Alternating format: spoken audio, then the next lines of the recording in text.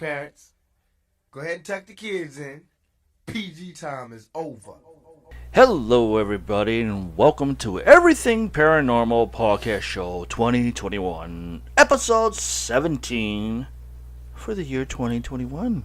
I'm your host, Paramike, and sitting in a deep, dark dungeon of the Dark Side News is the lovely Gothic and the most beautiful woman in that position. Her name is Paralore. That's right. We got some more stories for you. The fuck was that? An oversized lawnmower, maybe? Don't know. If that caught on here, I'm sorry. Paralore's got some more news for you guys to try to finish up. And I found some, or one I should say, which is weird. Okay. And very disturbing. And this was just a day ago when I saw this.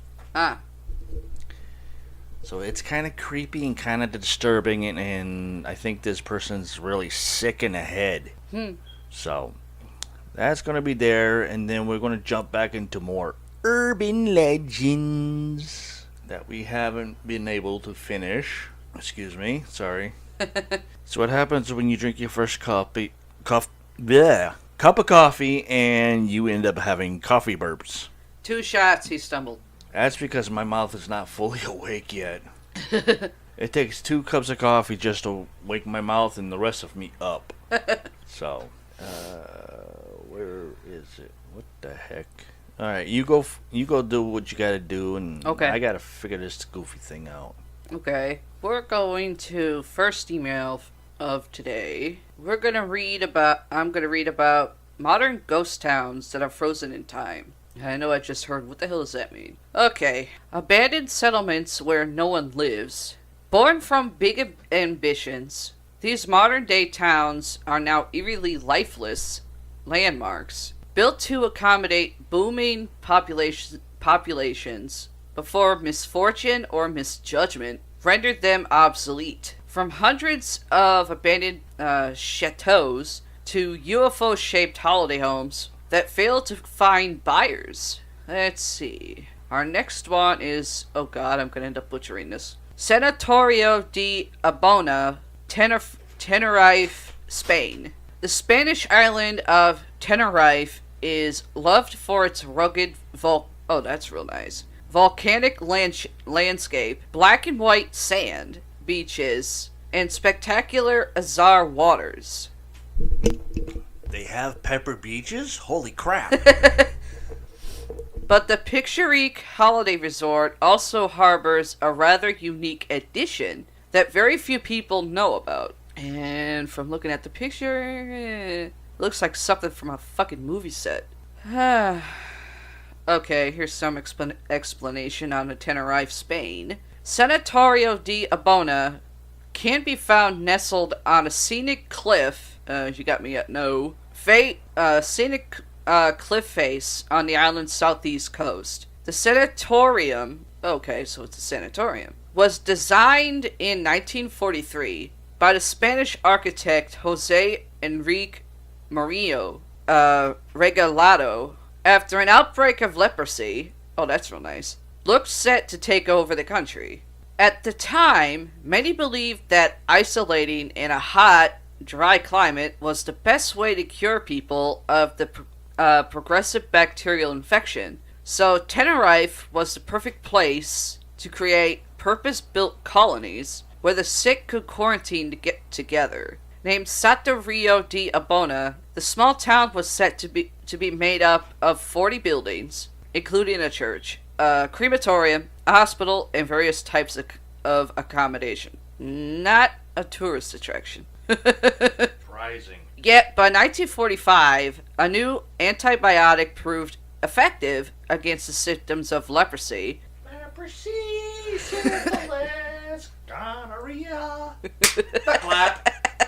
Rendering the sanitarium obsolete before it was even finished. Construction work was halted, leaving many of the buildings partially finished, and wasting. How much do you think the price tag was on money-wise for waste? I would say anywhere between 1.8 million. This is back in 1940s, there. Yeah, I know. I'm saying anywhere between 1.8 million to maybe $25,000. $77,630. Yeah, it was in the ballpark. That had already been spent on the project. Sat unoccupied for almost 80 years. Tenerife's abandoned leper colony, oh that's real nice, is now an off-the-beaten-track tourist attraction. Not a place where I want to go. Okay. Thames Town, Shanghai, China. How would you like to be a hooker in Shanghai? Oh wait, that's Bangkok. From its red telephone boxes, there's no telephone in them, it's a box, and black cabs to the winding cobbled streets and Victorian terraces. I've seen some architecture on China buildings and they are not Victorian. This copycat ghost town is a pastiche of all things British. The only difference is this London lookalike is 30 kilometers from downtown Shanghai. Dubbed the real-life The Truman Show. Really? This odd development was completed in 2006 to the eye-watering tune of $706 million. The project began as part of an initiative to lure 500,000 people away from overcrowded Shanghai and into smaller satellite suburbs, which were designed to resemble European cities. Copycats. Once a field of rice paddies, Thames Town is now home to a Gothic church, scenic canals, mock Tudor pubs, and elegant Edwardian townhouses. The only thing missing, can you guess the only thing missing? Bathrooms. No. The only thing missing is people. With properties priced well out of reach for Shanghai's middle-class residents, most houses were purchased as investments or second homes and now lie vacant. While the location is a popular backdrop for wedding photographs, no one is hanging around, literally. Behind the grand facade, retail units and restaurants lie empty. Even the town's bronze James Bond statue holds no sway in pulling in residents to this perplexing place. Let's see. Glen Rio, New Mexico, and Texas, USA. Oh, that's right. New Mexico and Texas share borderlines, I guess. Uniquely positioned in the state line between Texas and New Mexico, Glen Rio began life as a railroad town in 1903, a stopping point on the Rock Island and Pacific Road. The quaint town was once home to a motel, grocery stores, service stations, and cafes. With the dawn of the national highway system in the 1930s, Glen Rio became a popular stopping point for road trippers driving the iconic Route 66. Oh, okay, so it's on that route. Or route, whatever. Despite the population barely rising above 30, the small town was thriving and even played host to film crews when John Steinbeck's Grapes of Wrath was shot there in 1940. Okay. Former resident John Paul Ferguson worked at the gas stations during the summer and recalls the constant streams of traffic through the town. However, Glen Rio's luck ran out in 1975 when Interstate 40 bypassed the town, cutting it off from the passing tourist trade. Go figure. All that remains now of the once booming spot are 17 time warp buildings untouched for decades, and the old Route 66 roadbed, an location harking back to America's mid-century heyday. The remarkable ghost town was listed in the National Register of Historic Places in 2007. Yeah, I wouldn't say time warp buildings untouched for decades. I'd say they crumbled to dust. Okay, we're going back to Spain here. And I know I'm gonna butcher this. Ciudad Jordán Soto Real, Bunil, Spain. Back in 2008, the global financial crisis caused chaos around the world, but some countries were affected more than others.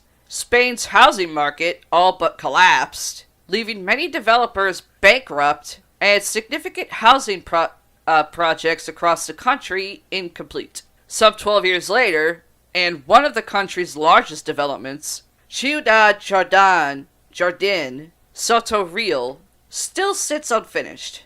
No shit. The town was captured by photographer Merkel Redondo in 2018 and highlights the colossal damage that the financial crisis caused almost overnight. Located in the municipality of Buñol, just 312 of the estate's proposed 1,400 homes were ever built and stand in various stages of completion.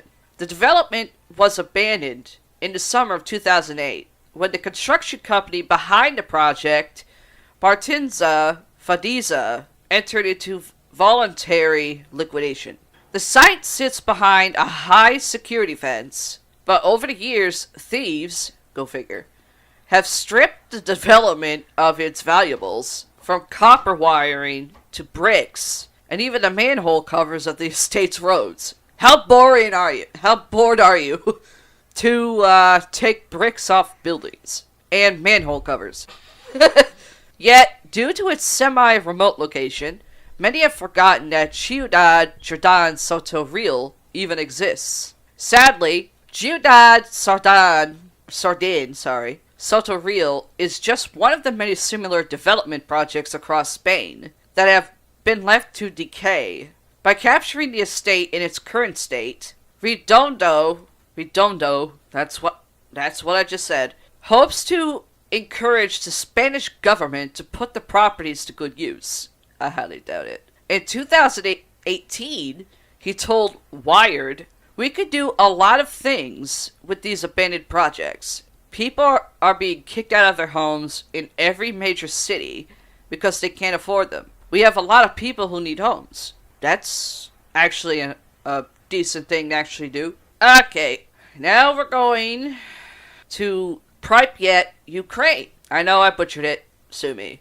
On April 26, 1986, and I'm pretty sure everybody knows what that is, and what I'm about to read, the number 4 reactor at the Chernobyl nuclear power plant in Ukraine exploded during blackout tests. Pripyat, only a few kilometers from the disaster and home to cover 49,000 people, was evacuated within 36 hours. Declared radioactive and uninhabitable for at least 24,000 years, nature has taken back the city. Towering trees compete with derelict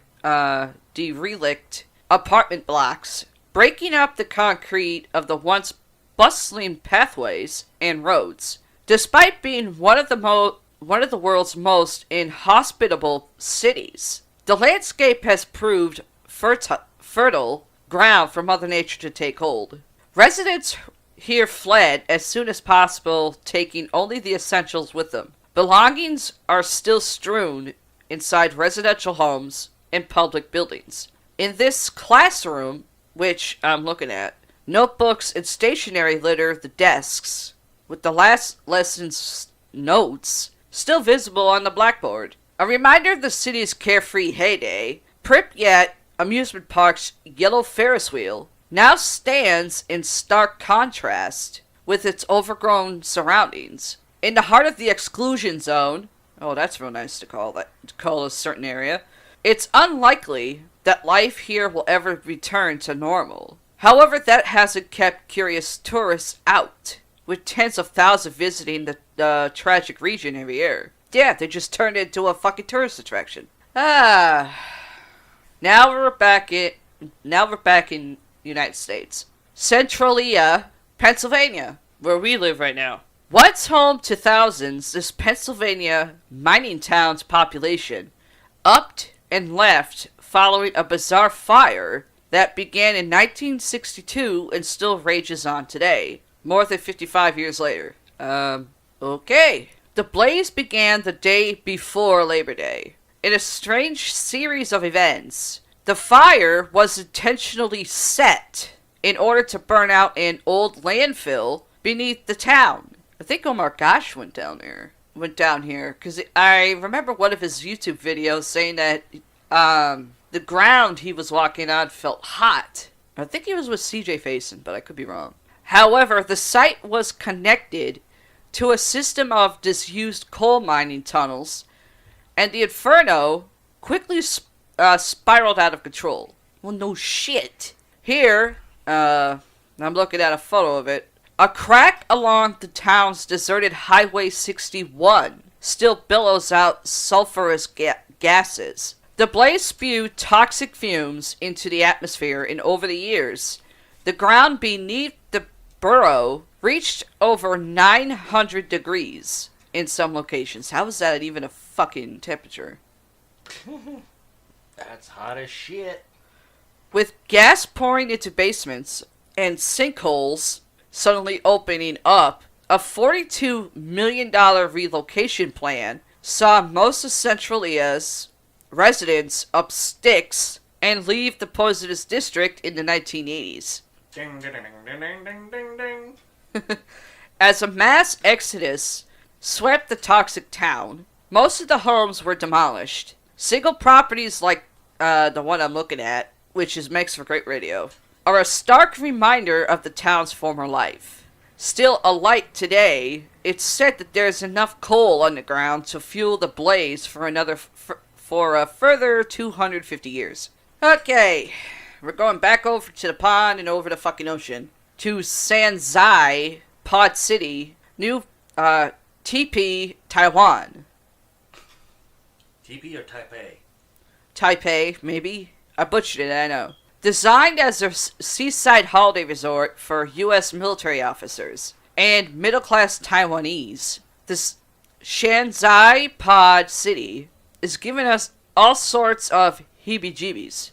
The eerie development was never completed, having been left to wreck and ruin in 1980, about a year before I was born, and about 4 years before Alex and Richie were born. Located on the northern coast of Taiwan, the futuristic resort town featured a complex of bright UFO-shaped homes and a large swimming pool complex. Construction was halted on the site 2 years after it had begun, with the developers citing financial constraints, shocking, following investment losses. Designed in a retro style that was popular at the time, the price of these unique homes was so high that almost none of the pods sold. Now losing the fight with Mother Nature, they were abandoned on the overgrown coastline, reduced to graffitied ruins, shocking, frequented by curious tourists. How about fucking vandalists? The deserted development, which would have offered residents tranquil sea views, was demolished in 2010. With plans to turn the site into a resort and water park. Here's hoping the new project is more successful than its predecessor. Well, good luck with that. Okay, Wittenoom, Pilbara, Australia. This abandoned outpost has been described as one of the most dangerous and contaminated places on the planet. Located in the dry, dusty climes of Pilbara, the assuming small town of Wittenoom belies a toxic surprise hiding underground. From the 1930s to the 60s, Wittenoom was home to around 20,000 people, many of whom worked in Australia's only blue asbestos mine, oh that's real nice, which was located there. More than 2,000 deaths have been linked to the town's toxic mining activities. No shit! And the mine subsequently closed its doors for good in 1966. After the closure, the population began to rapidly decline, leaving buildings like Doc Holliday's Cafe to the dust. In 2007, the Western Australia government officially struck Wittenoom off the map and cut off the town's electricity supply and mail services. It's been labeled one of the most significant industrial disasters in Western Australia, and while the government has tried to dissuade visitors from venturing into the contaminated area, Wittenoom remains a popular destination for those seeking so-called dark tourism. Okay, way over the ocean, Tyneham, Dorset, UK. Basically, somewhere in the UK. Let's find out. What's home to 225 people? The Ural village of Tyneham, in the southwest of England, is now no more than ruins.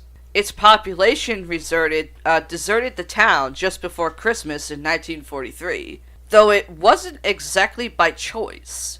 If you're rushed out of a fucking area, you think it's somebody's choice? As the Second World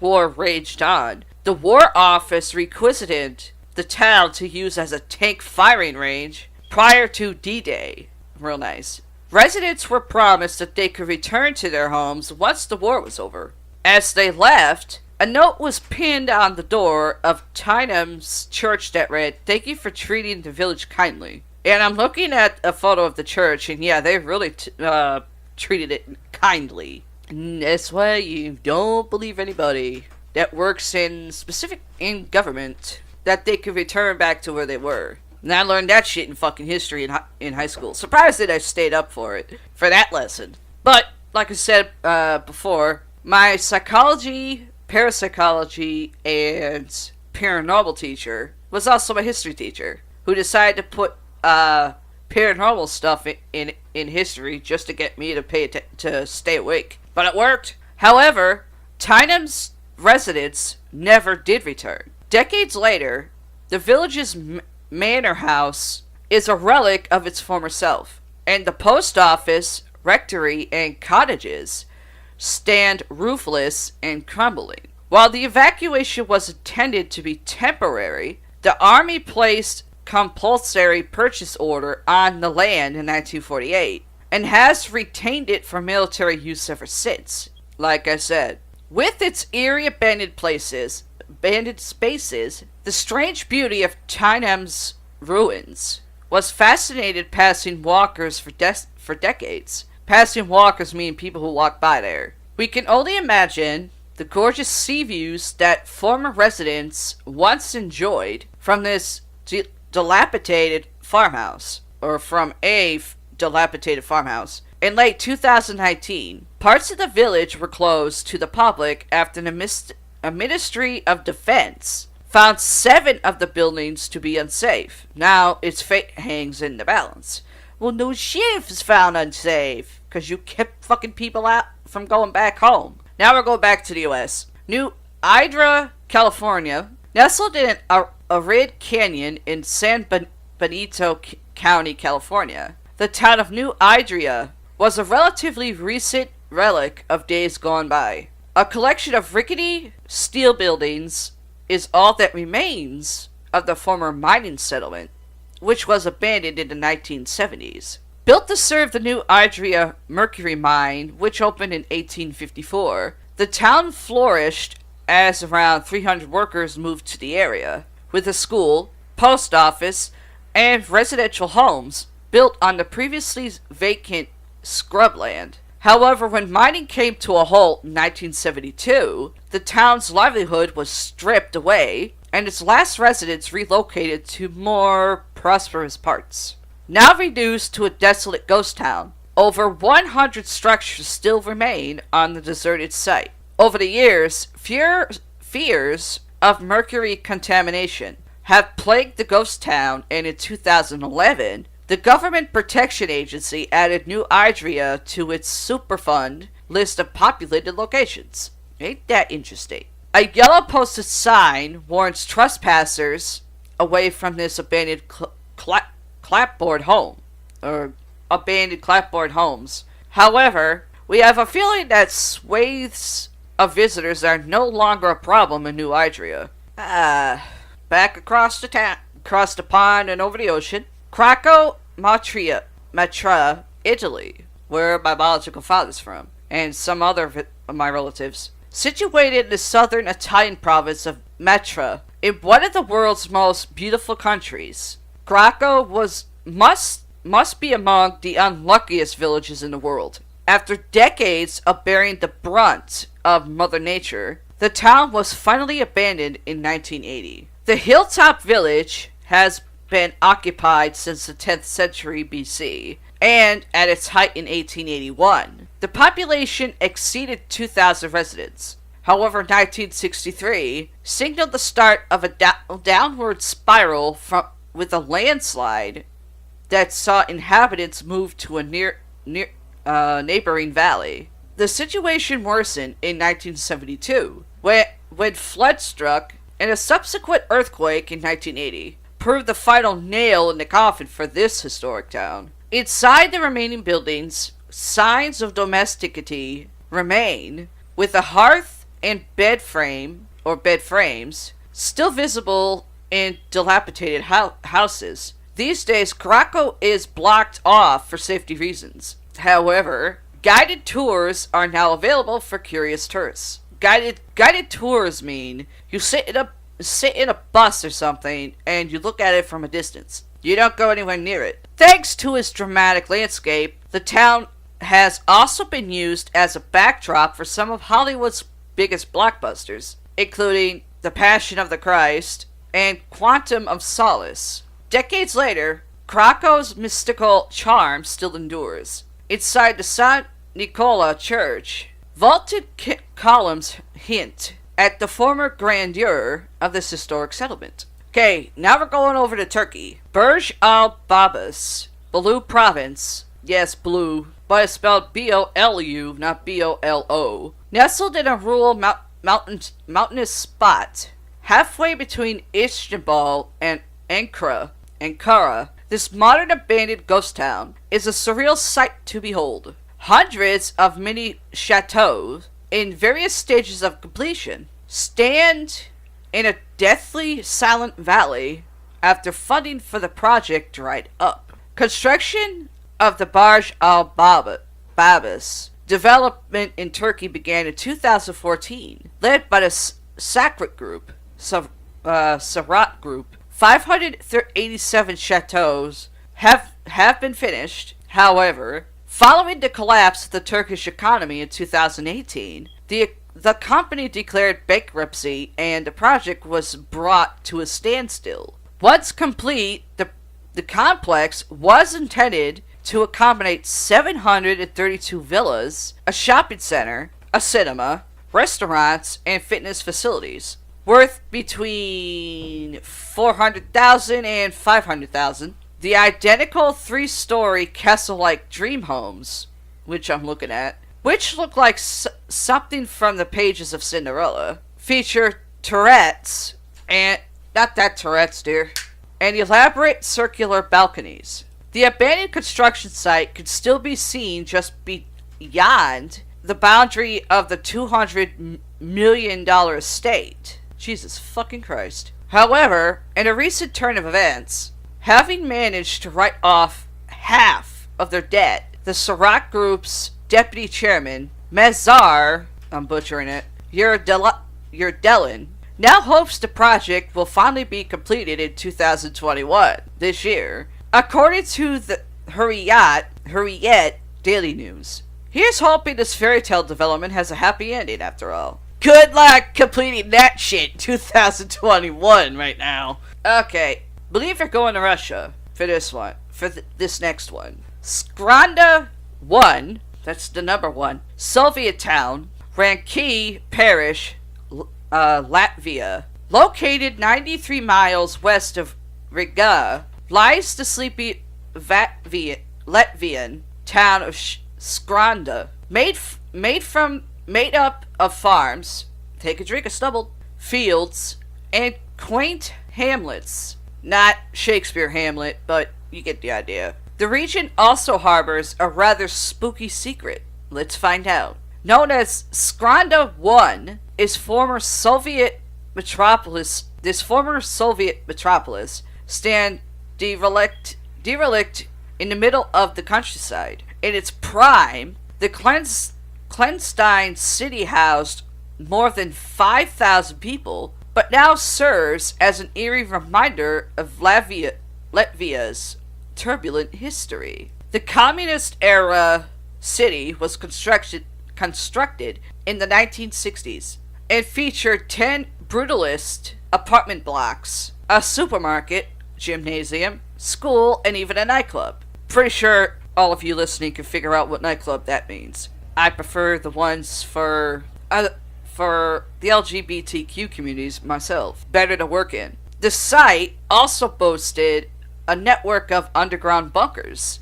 and several radar stations, which were strategically important to the Soviet Union. Covering Western Europe, the stations detected objects in space and tracked possible incoming ballistic missiles that could have devastated the country. The town is thought to be one of the 40 secret settlements that the Soviets built during the height of their power. Once a thriving military and civilian community, Skronda 1 soon fell into disrepair when the Soviet Union was dissolved in 1991. The last remaining residents are said to have moved out of the town in 1999. Oh, about a year before I graduated. High school, that is. I didn't graduate college since until 2000, about 2002 or so. 2000, yeah. And it has remained untouched ever since, with many of the buildings still containing photographs, clothing, furnishings, newspapers, and children's toys. Yet, the future of Skronda 1 looks positive. In 2015, the Latvian government paid a private company roughly $14,000 to purchase the town. I don't want to know how much that is in American money. As part of an important development plan, half of the town will be utilized by the military, while the other half will consist of housing that can be rented out to locals. Once a haunting reminder of the past, Skronda 1 looks set to gain a new lease of life following more than 20 years of neglect. And that's actually it for that story. Our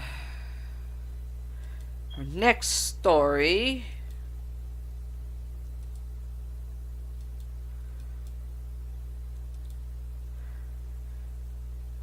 Next story we're going to cover right now,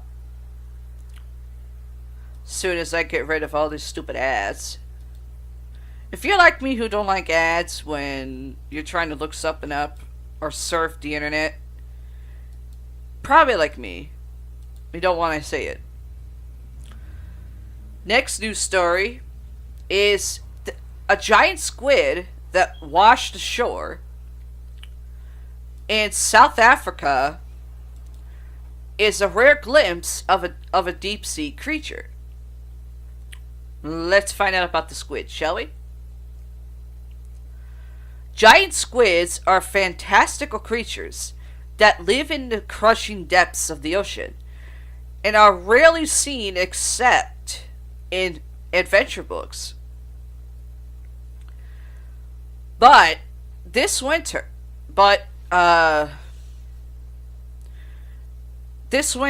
in South Africa, which was summer in the US, meaning in South Africa it was winter, and it was still summer in our end, last year basically, a baby giant squid washed up on a beach northwest of Cape Town, where some great whites also live too in the water. It lay there, its great pink tentacles spread on the sand. And the beachgoers who first saw it realized it was breathing. Okay, that's just fucking weird. It had even squirted some of its dark ink. That's what she said. Onto the sand. An action typically used to confuse predators. And one of the reasons that scientist Wayne Florence called the discovery a stunning find. Which is kind of strange. Mostly sea life that wash up on shore are fucking dead. Someone explain to me how this fucking thing was still breathing. Days before, the giant squid probably had been swimming and searching for food. It would have used those fierce tentacles. The longest was 14 feet.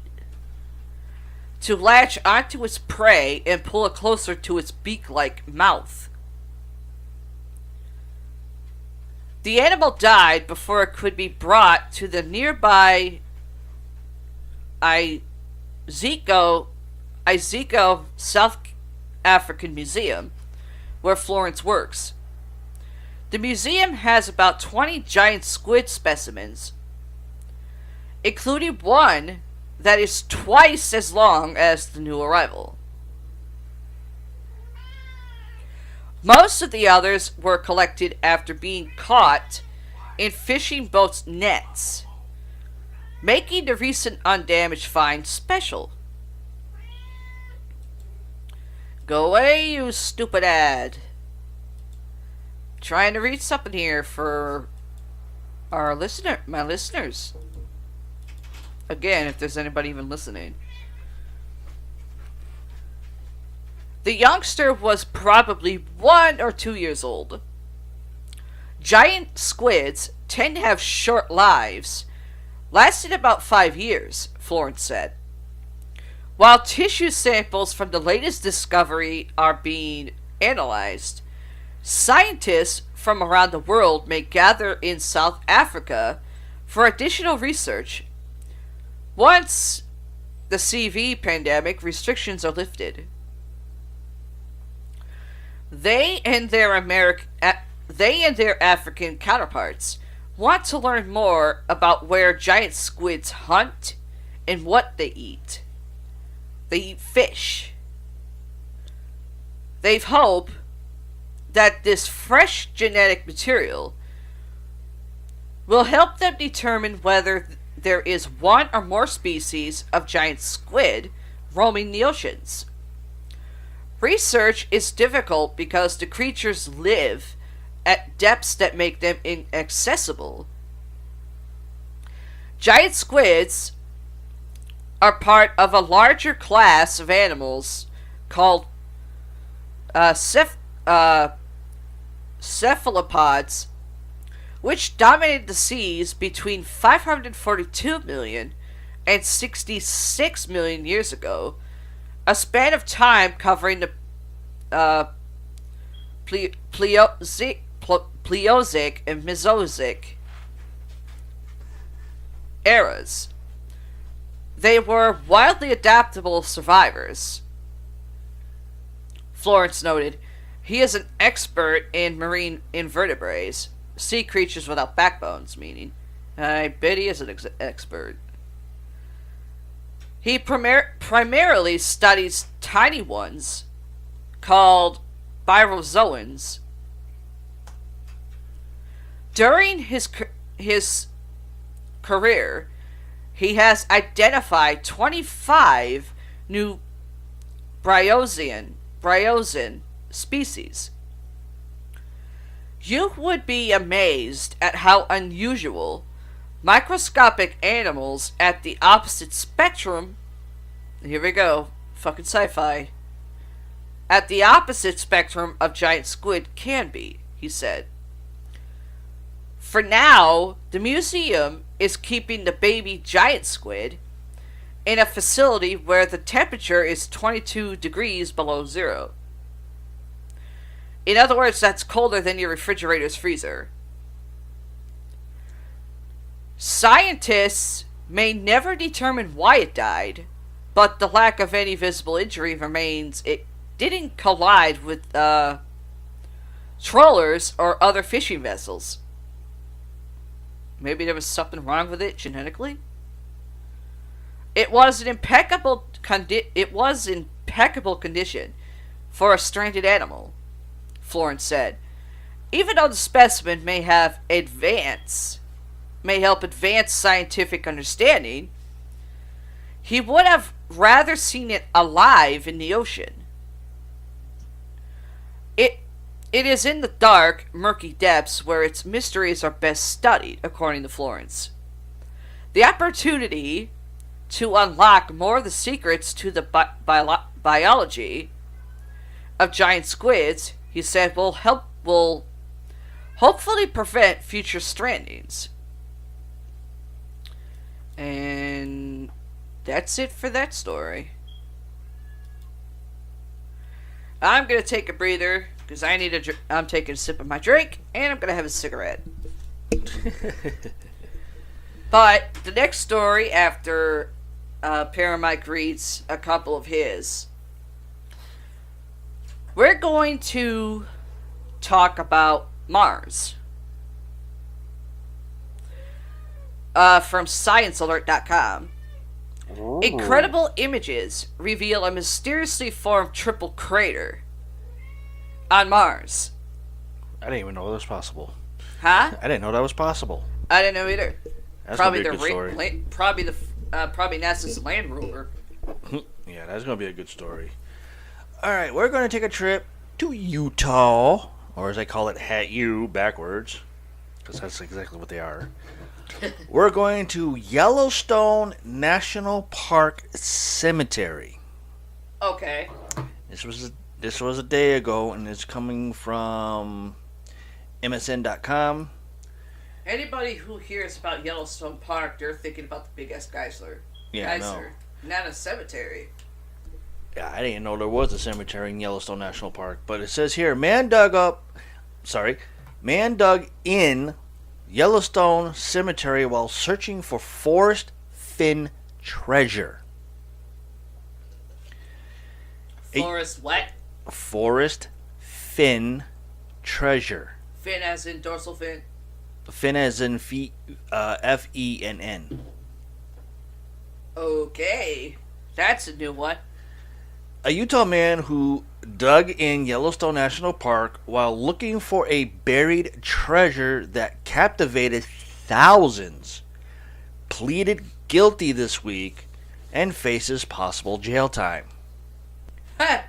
Roderick Dow Craythorne, 52, did not find the treasure buried by New Mexico art dealer Forrest Finn a decade ago. Craythorne was indicted in September for digging in Fort Yellowstone Cemetery. He pleaded guilty this week to one count each of excavating and trafficking in archaeological resources and injured or depredation or whatever this word is to United States property and faces a maximum of 12 years in prison. Online court records show there was a plea agreement, but it did not publicly available. Or I should say it's not public available yet. Sentencing is scheduled for March 17th. Huh. But they don't put a year. An attorney for Craythorne did not immediately return a request for comment Friday evening. And looking at the picture, this place is beautiful. Don't know how though, but it is. The forest fin treasure, which was found in June, was a chest of gold and jewels that Finn hid between 2009 and 2010, and was estimated to be worth about $2 million. Interesting. A poem contained clues to the treasure's location.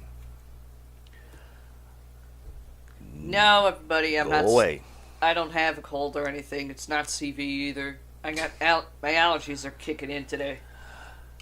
The hunt for the forest fin treasure was often viewed as a harmless diversion, but in this case, it led to substantial damage to important public resources.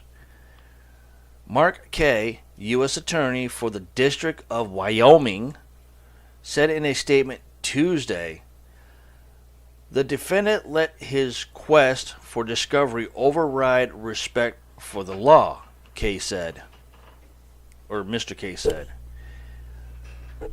Before the treasure was discovered, several people died while looking for it. In 2017, the chief of the New Mexico State Police discouraged people from hunting for it, citing the dangers involved. Well, you know how many people are stupid now. Finn left searchers 9 clues in a poem in his book. The Thrill of the Chase. That's the book's name. Okay. And said the hunt was meant to get people outside and explore nature. Okay. Thousands were reported to have searched for it at some point. Finn announced in June that the treasure had been found, but did not say who found it or precisely where. Finn died in September. Shocking. Let's see. In December, a grandson of Finn confirmed that the founder was Jonathan Jack Stuef. That's his last name. 32, a medical student from Michigan. The Associated Press reported. Mr. S wrote in a post on Medium that he found the chest in Wyoming on June 6th. He did not detail the location. It's not clear from court documents how much damage was done by Craythorne while digging at Fort. Excuse me, I had a bit of a hiccup there. Yeah, to dig at places, even if it's exploring nature, stuff like that, treasure hunters. Yeah. You're supposed to get permission Yeah. from whoever controls that part of the fucking state. Yeah. Digging at Fort Yellowstone Cemetery, which prosecutors said occurred between October 2019 and May 24th, 2020. The indictment says only that it was greater than $1,000. Representatives from the park have previously declined to comment as the criminal case was ongoing. To me, that's just like, we're going to leave out some criminal stuff for these people. We don't want to be involved.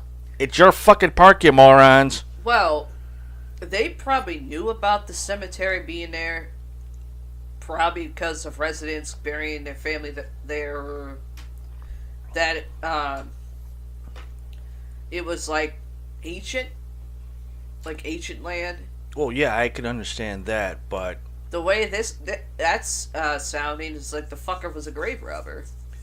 yeah, I know. But the way this is going is like this guy Craythorne buried treasure there that's worth millions of dollars. But then the representatives are asked a question from the park having previously having a grave site They probably didn't know. and people digging. Why decline to comment on a criminal case that's ongoing when yet you have proof, you have evidence, you have every means of this criminal case to go forward in a courthouse? That's a And good you question. decline? To me, it sounds like you're a bunch of pussies. Or they probably didn't know about it. Oh, I'm sure they knew about it. Trust me, I'm yeah, sure they but- knew, but they're playing stupid and like, oh, we didn't know nothing about it. That's what spokespeople are fucking always say all the time. If you didn't know anything about it, then why the fuck are you a representative of Yellowstone? Probably Doesn't on. make any sense. playing devil's advocate here. Careful, you might get burned. Been there, done that. One thing representatives usually do, mainly Yellowstone Park, they're basically representatives of the park itself, not anything that's neighboring it. Which means outside the park. Yeah, It's that I outside get. the park, but it can be considered outside the park, but it's like neighboring it. It's like right, like at a fence line, but it's not closed. Right. That's understandable. They have no control over that section. This cemetery was in the park itself, which is not outside of the borderline. Well, Native Americans did live there at one point, so they're probably Yeah, but what I'm saying, saying, right? But what I'm saying is that the cemetery is inside a national park, yeah, not outside. So if you work for a national park and you go all the way through it from where the main entrance is, all the way to as far as the acres is, true. going northeast, southwest, whatever, you have to know it. You're a Yes. representative. You have to know it, and it's inside your park, and you're going to decline to comment on a criminal case that's ongoing because investigators are asking you questions and you decline. Wrong thing to fucking do. Well, It happened in your facility, your property, that you are protecting by government standard policies. yeah, And when you being approached by a criminal investigator for this incident and you decline, that makes you an accessory to the crime. true. And that will put a big, nasty, rusty dildo pole up your ass.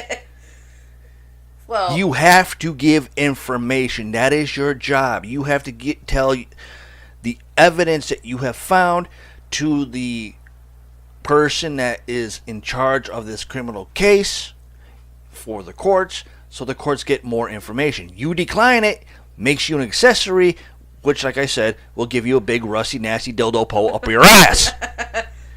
well, one thing. The representative could be a newbie.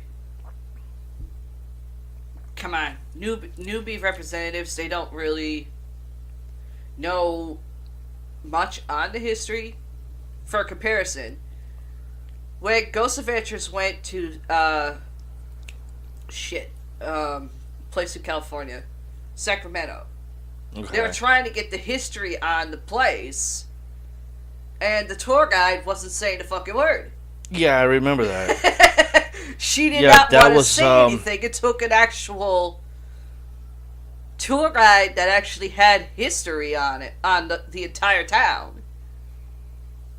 Yeah, like, To say everything that Zach wanted to know. Of course, until his head the starts guy, spinning. the guy was a little long-winded. I would have been Aaron with the camera falling sleeping. Yeah, on a train track.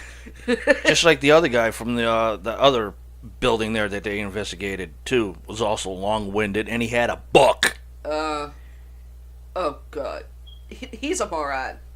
Yeah, it was like a rejected version of Mr. Magoo and Mr. Peabody on crack Well, that escaped an insane asylum. to be honest, he was supposedly the historian, but actually he was a writer. Yeah, I know. That's why he has a book, and Nick Groff bought it for $20, which was ridiculous. I know. But anyways, going back to the story here, Fort Yellowstone was built in the park after the Army was sent in following poaching. Okay. Souvenir hunting, and other damaging acts after the national park was established by Congress in 1872. Huh. According to the Park Service. That just tells me that, okay, Congress did this in 1872, but the Park Service people are... Duh. Is that actually true, or is it false? We don't know shit. 35 buildings are still there. If you hear a little one, he's happy. He's just talking. Talking, singing, running around in the hallway and everything. You want to go put his thing up? Huh? Go put his thing up back in the fridge. Oh. Yes, our little monkey drinks milk, but we have to call it Moo Moo for him. And ever since I started giving it to him, he has grown into his body, which is awesome. He was born to run. Yeah, he was a run. And it goes on here. The Army stayed at the park until 1918, when duties were turned over to the National Park Service, which was established by Congress as well 2 years before. Let's see, any more to this? No, that's it for that page. But I did find the story of Finn. And it goes, founder of treasure chest hidden in Rocky Mountains revealed his identity. And this was just a couple days ago. Due to the fact that today is the 10th, this was 2 days ago. The man who found a buried chest that had enraptured scores of treasure hunters for a decade has revealed his identity. His name is Jack S. I can't pronounce his last name. No, it's that other name that I spelled before that I can't say. Jack Schmuck. How about that? Stuef. And in June, he found the treasure, famously buried by author and retired art dealer Forrest Finn, somewhere in the Rocky Mountains, with a poem from Finn's memoir, The Thrill of the Chase, offering clues to its location, which is the book, like I said earlier. Finn announced in June that the treasure had been found, but he wouldn't say where exactly it was found or who found it. And in July, to prove some closure to those who had searched in other states, Finn revealed that the chest had been hidden in Wyoming. Wyoming's like is not anywhere near Utah. I think it's like right above or something. Right above, right below, maybe to the left. I don't know. I'm not a geographer. Over the course of the hunt, at least 4 people died searching throughout the Rockies for the trove, which Finn said contained about $2 million worth of gold and precious gems. Okay. He didn't say that in the last part. I thought it was pictures. Didn't I read pictures or something? I don't remember. Mr. S, in a post on Medium, Mr. Shit, Mr. Schmuck, says he had asked for his identity to be kept secret so that he wouldn't invite the same fate that Finn and his family dealt with.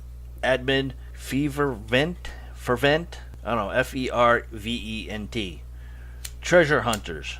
And one of them was supposed to be prevent.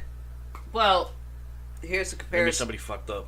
Hold on, here's a comparison. Comparison or a conspiracy? Conspiracy, yeah. For comparison on that, Ghost Adventures went with that guy to the Superstition Mountains about that fucking treasure. Oh yeah. The fucker knew where it was. He wasn't gonna say it because he probably owns it. Yeah, and the cameras were running. He was actually taking from it. If you're a fucking... The guy did say that it was already wiped out. Yeah, he probably wiped it out. Yeah. But if you're a treasure hunter and you find actual treasure, you don't want other people coming in and claiming it either. Right.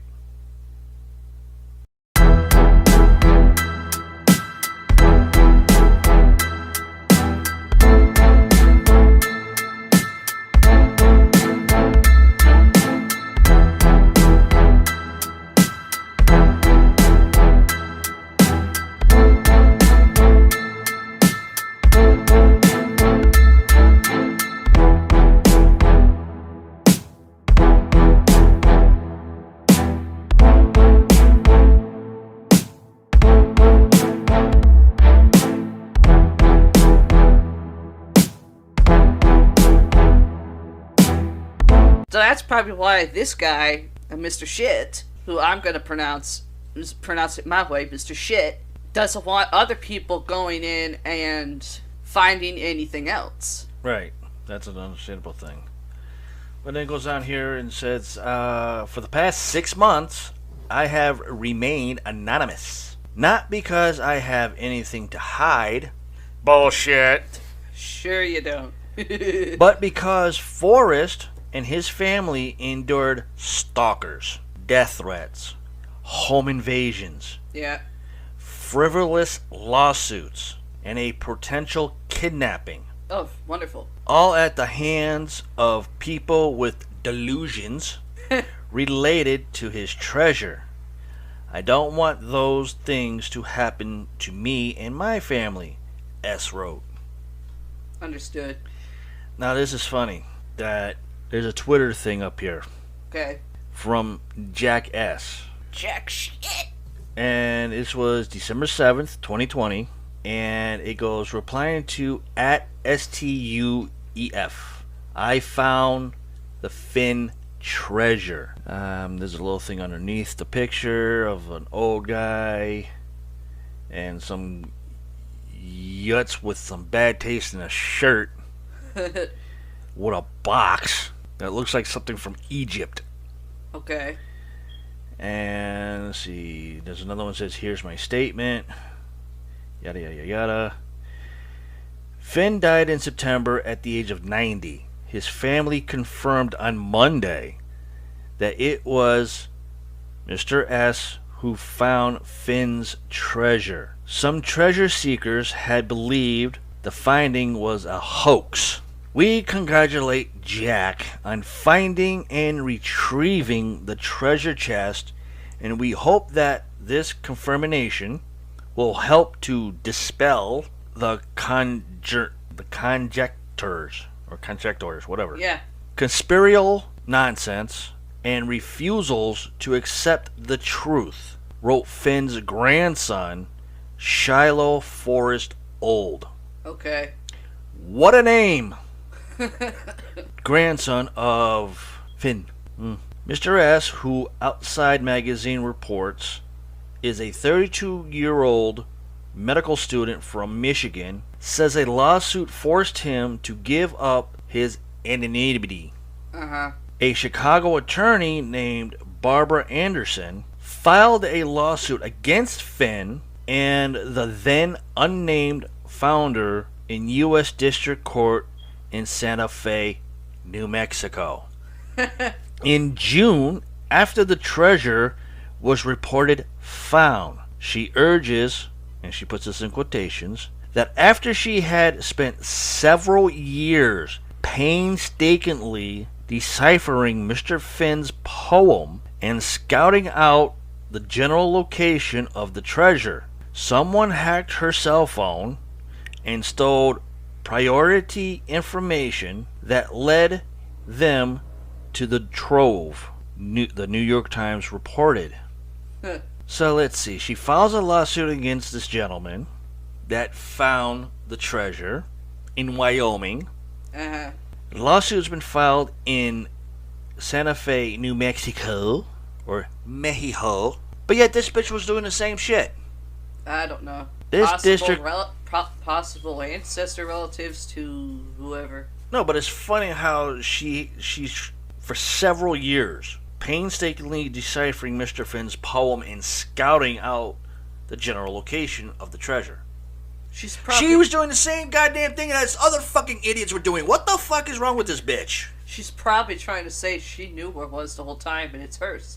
Yeah, but several years trying to decode and deciphering a fucking poem in a book, and it was only found not that long ago? Well, there are people out there that will read like a transcript or even a poem and think, okay, there's a whatever it is that you read, there is a hidden message in it. That's probably what she saw in the poem. Yeah, but it doesn't take several years. If you don't know the fucking whereabouts of where the poem was. Well, let's see. We had Yellowstone National Park. Yeah. We had Wyoming and everything. Somebody found it.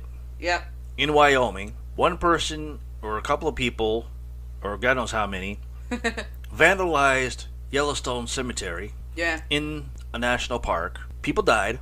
Yeah. People were arrested. People were being charged. But one guy found it in Wyoming. It didn't take him that long to decode the poem, because the poem is actually the directions of where the fucking thing is. And then this bitch takes several years to try to decipher the fucking poem. I don't know. She's After stupid. 2010? Come on. Dumbass, stupid bitch. That's all I can say. It goes on. Mr. S says the case is meritless. The U.S. District Court of New Mexico, or Mexico, has ruled that Forrest's estate must provide some of my personal information to a woman I do not know and with whom I have never communicated, who has brought a meritless lawsuit against me. And I just said she's a dumb bitch. And he just proved it. This would make my name a matter of public record, so I chose to come forward today, he wrote on Medium. While Mr. F's identity is now known, a few other mysteries remain. Where in Wyoming the chest was found and how exactly Mr. S solved the riddle. I didn't know that poems can be riddles at the same time. There can be, if you're reading it. Yeah, if you're Jim Carrey playing the Riddler and doing it that way, I can understand. But a poem is not a riddle. A poem is a poem, but it just, certain people can do it certain ways, but they try to leave a riddle out because most riddles would have to acknowledge a certain word. Yeah. You know, like, roses are red. Yeah. Flowers are red. Take a right at the red light. Yeah. Follow it down to the red stop sign. Take a right. Follow it down to the red building. Well, some poems are actually... Beautiful fields in the middle of it is a poem of a day for a dreamer to dream of the poem's locations. That's a poem. Well, there are different poets out there, or really old poets, that had different ways of doing poetry. Yeah, that's true too. Nowadays. Goes on, Mr. S says he pored over not only Finn's poem, but also interviews with him, teasing out clues from his words to understand what kind of person he was and where he might be inclined to hide his riches, and the secret hiding spot. Yeah. Mr. S says he wants that to remain secret, lest it become a site of pilgrimage and become overrun, perhaps by people looking to see if maybe an emerald was dropped along the way. True. If I were to reveal where the treasure was, the natural wonders of the place that Forrest held so dear will be destroyed by people seeking treasure they hope I dropped on my way out or Forrest on his way in, Mr. S wrote. And it's funny how they got the word "the" with brackets.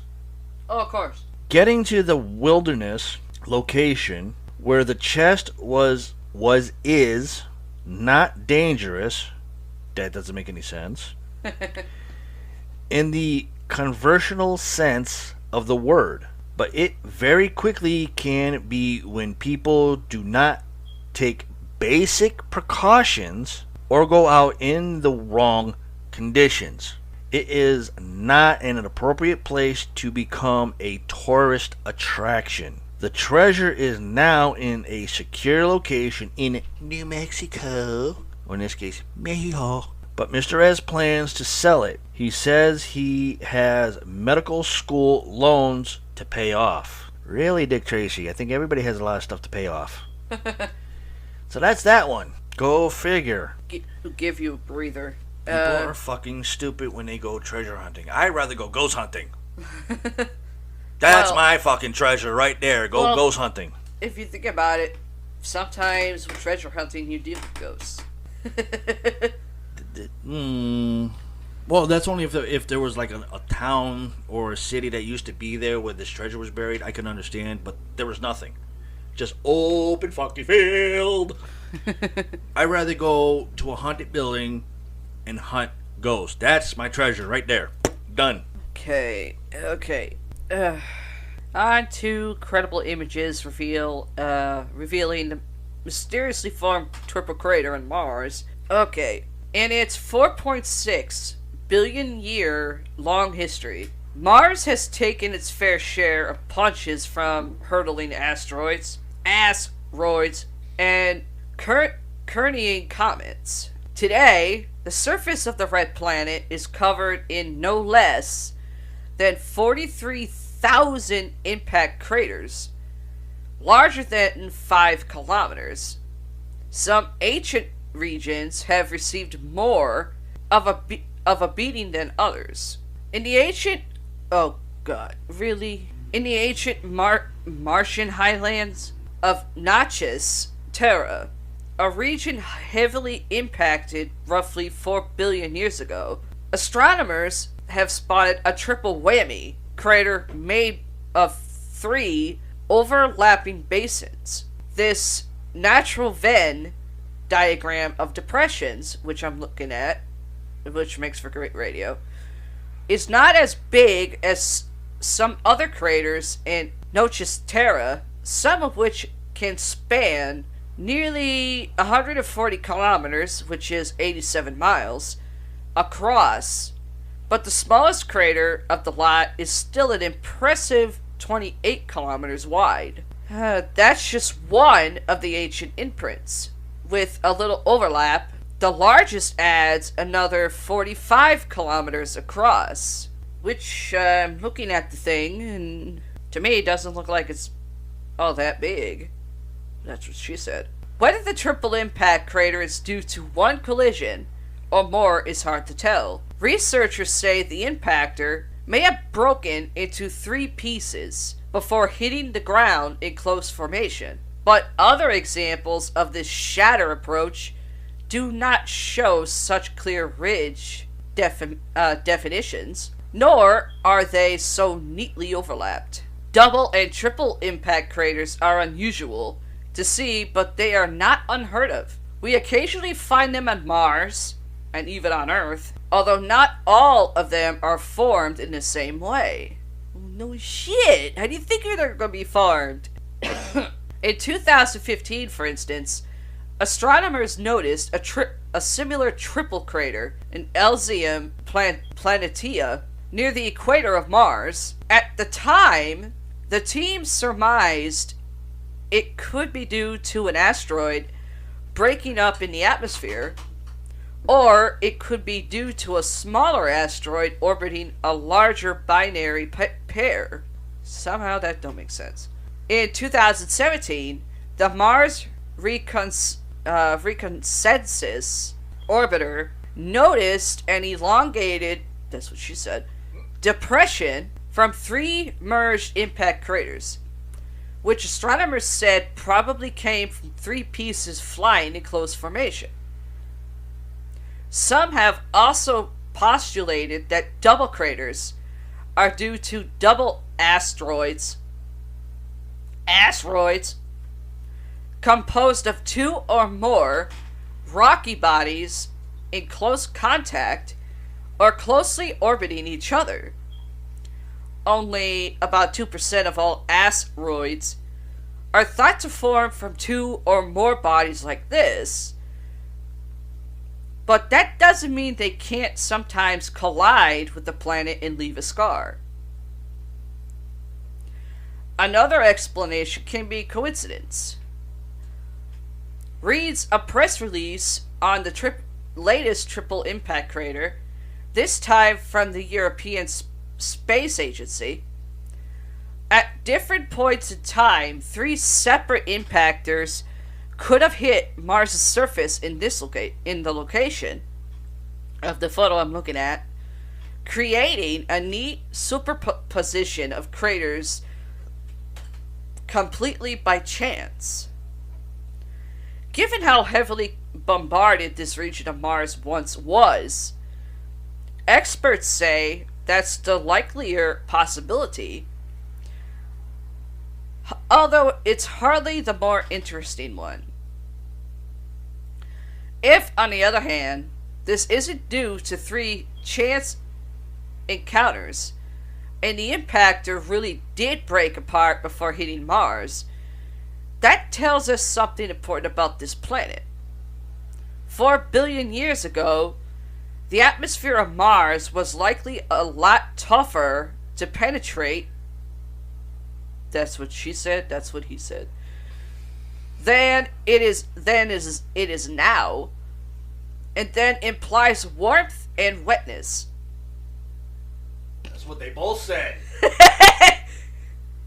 Similar to other craters in the region, this triple impact crater shows, again, I'm looking at the photo, does make great radio. Visually use your minds. Flattened rims and shallow floors from the wear and tear of time. Some of its marks even suggest a glacier-like flow, which may have helped soften the soil underneath, gradually filling the indentation as the ice melted. Like scars often do, this one speaks volumes of the past. And that's it on the Mars story.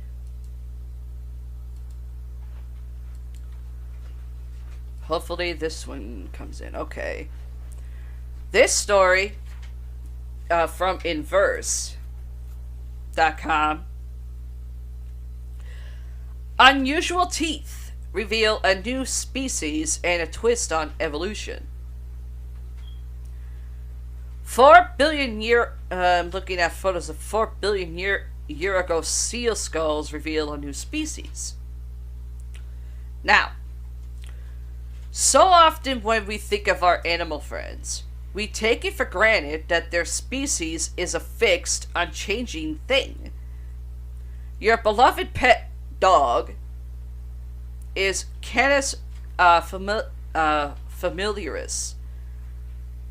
But sometimes new species do come to light right under scientists' noses. The tiger you thought was like all the other tigers is actually not. For example, there's other different tigers. And things can get particularly complicated when all you have to go on are ancient traces of a creature, as in the case for dinosaurs, or the megafauna that once roamed the earth millions of years ago. Sometimes it's worth taking another look at the fossil record. In a pair of studies published on Wednesday, researchers describe how they did just that and made a discovery that puts a serious twist on the evolution of one of the ocean's most beloved creatures. A new species. In the first study, published in the journal Royal Society Open Science, researchers focused on a set of 4 million year old skull fossils previously identified under the taxon Calopica obscura. I know I butchered the first one part of that soup. What do you expect? Some words are hard. An extinct, earless seal thought to have once lived in the waters off America and Europe, but previous studies have questioned this classification as inaccurate. Turns out these suspicions were right. The skulls actually belong to a Pliocene-era seal species that is entirely new to science. In the past, fossil species including the Cephalofoca are often described from fragmentary and isolated bones. Today, we benefit from more complete fossil material thanks to generations of fossil collecting. James Paul Rule, lead author on the study and a postgraduate. Oh, don't he sound intelligent? Oh, he's fairly intelligent. Ah! He's full of shit! Student at Monash University in Australia tells Inverse. By analyzing skull specimens, Rule and his colleagues realized they had a new species, an extinct Monochain seal from the Pliocene era. Once, take a drink of stubble. While occurred between 5.3 and 2.6 million years ago. They named their new species Sarcodectus magnus. Often, these new fossils are simply ascribed to be incomplete fossil species, when in reality, they are different enough to represent a new species, Rule says. This is what, seeing the photos, you can kind of picture it. This is what we found with Sarcodectus as when we compared it to other seals. Its morphology is quite unique. That was our other cat, Batty, who decided to put his 2 cents in it. Evolution overload. Sarcodectus magnus was no ordinary seal. Residing in the western North Atlantic, Sarcodectus possessed a fairly big body, nearly 3 meters long, and sharp teeth perfect for snatching their next meal. We learned that Sarcodectus had teeth that were very sharp in addition to large jaw muscles, which we theorized were by helping it bite and chew large prey, Rule says. Furthermore, while Sarcodectus may have been a big fella in ancient times, it's not super impressive compared with modern day Monochain seals, especially the elephant seal, also known as the largest seal on planet Earth. Sarcodectus is a large seal when compared to other extinct fossil monochains, but it is not large when compared to today's living monochains, just as the 5-meter-long elephant seal rule says. For reference, modern day monochains are earless seals that swim with their back feet that mostly live in the southern hemisphere, Rule says. They include Antarctic seals, elephant seals, and monk seals. By comparing Sarcodectus to modern-day Monochain seals, the researchers gleaned some surprising information about the evolution of living Monochain seals. However, Sarcodectus was not as big as today's living seals, especially the ones living around Antarctica. Our analysts unveiled that Monochain seals did not get large until late in their evolution, Rule says. But there's more. In the second study, published Wednesday in the Proceedings of the Royal Society B, the same team of researchers also announced another groundbreaking discovery. In that study, Rule and his colleagues revealed they have discovered another extinct monk seal species, Monachus Dilegornius. And even more excitingly, this is the first such discovery south of the equator. Prior to the study, paleobiologists thought that only two Miocene species, elephant seals and lobodontins, have crossed into the southern hemisphere from the North Atlantic. The idea was that these seals must have evolved from a common Miocene seal ancestor in the north and then crossed the equator. But the researchers find that the newly discovered monk species also lived in the southern hemisphere, adding a third Miocene species to the mix and charting a change in seal evolution.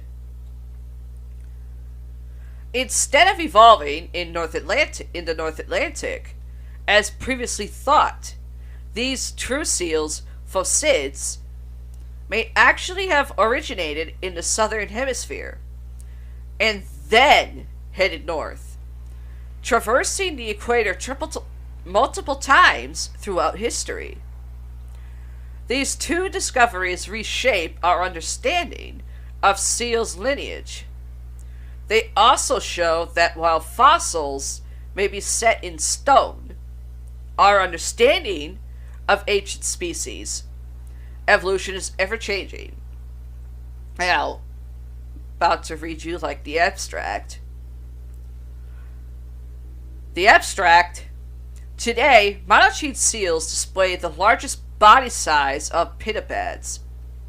However, the evolution of larger body sizes has been difficult to assess due to the murky taxonomic status of fossil seals, including fossils referred to the Caulofoca obscura, a species thought, take a drink of stubble, to be present on both sides of the North Atlantic during the Neogene.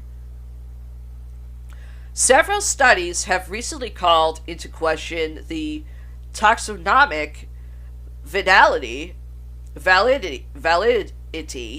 take a drink of stubble, of these fossils, especially those from USA, as a fragmentary lactotype specimen from Belgium is of dubious diagnostic value. We find that the lactotype isolated humerus of C. obscura is too uninformative, though we designate C. obscura as a nomen dubium. More complete cranial and postcranial specimens from the Pliocene Yorktown Formation are described as a new taxon, Zircodectus magnus. The cranial specimens display adaptations towards an enhanced ability to cut or chew prey that are unique within Phyoscidae, and estimates indicate S. magnus to be around 2.83 millimeters in length, I believe. Parasomy phylogenetic analyst found S. magnus is a crown Miocene, and ancestral. Oh, pardon me. Take a drink and stumble 3 times. That's 4 shots. Ancestral state estimation. A body length indicates that Miocenes did not have a remarkable size increase until the evolution of lobodontins and myrongens. Another extract. Living true seals, phocids, are the most widely dispersed semi-aquatic marine mammals and comprise geographically separate northern Phocine and southern Monocene groups. Both are thought to have evolved in the North Atlantic, with only two Monocene lineages, elephant seals and lobodontans, subsequently crossing the equator. The third and most basal Monocene tribe, the monk seals, have hitherto been interpreted as exclusively northern and subtropical throughout their entire history. Here we describe a new species of extinct monk seal from the Pliocene of New Zealand, the first of its kind from the southern hemisphere, based on one of the best preserved and richest samples of seal fossils worldwide.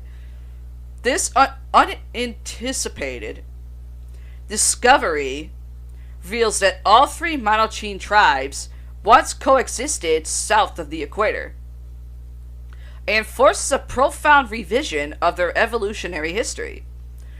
Rather than primarily diversing in the North Atlantic, Monocenes largely evolved in the southern hemisphere, and from this southern cradle, later reinvaded the north. Our research suggests that true seals crossed the equator over 8 times in their history. Overall, they are then double the age of the north-south dichotomy, characterizing living true seals, and forms a surprisingly recent major change in southern faucet diversity. And that's it for Inverse.com. If you want to look at the fossil photos, you can go to inverse.com/science/unusual teeth reveal species. Okay.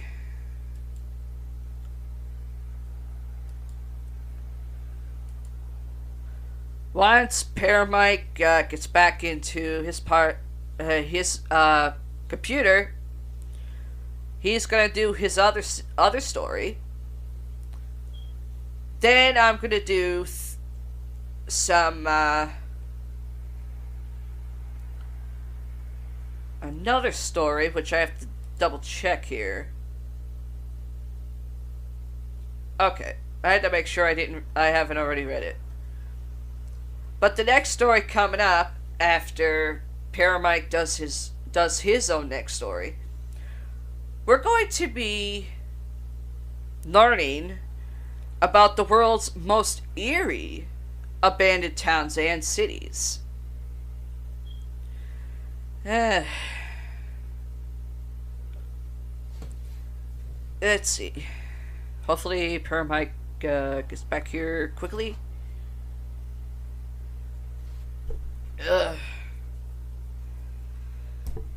Let's see.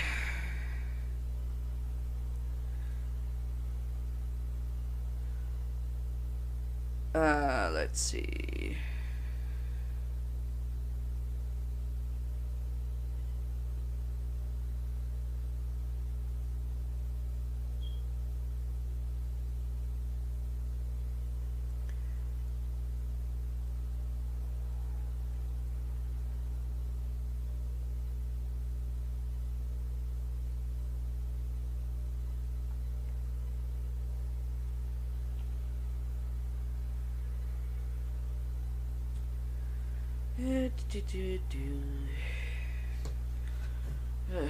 Take a drink for myself because my throat's a little parched.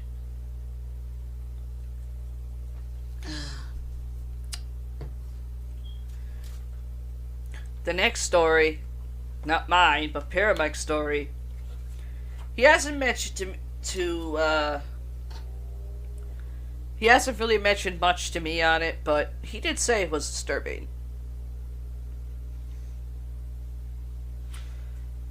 Uh,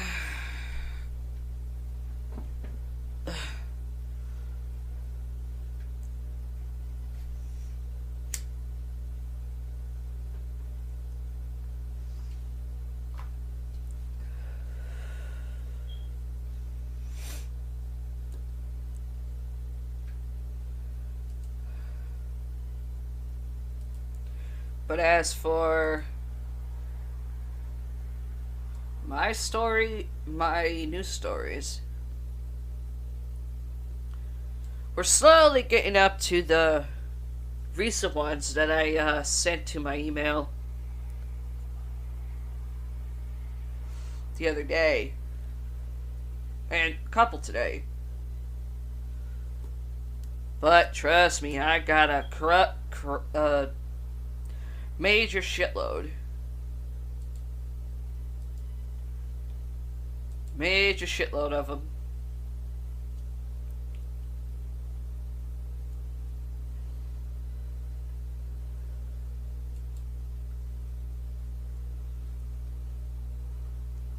And as Paramike mentioned in our previous episode, I am getting some extensive dental surgery done on this week on the 15th, so I might be out of the loop for a couple of weeks to possibly a month or two. But after the healing's done, after I heal, I'm gonna do my best to try to introvert more of my stories. Or news stories, sorry.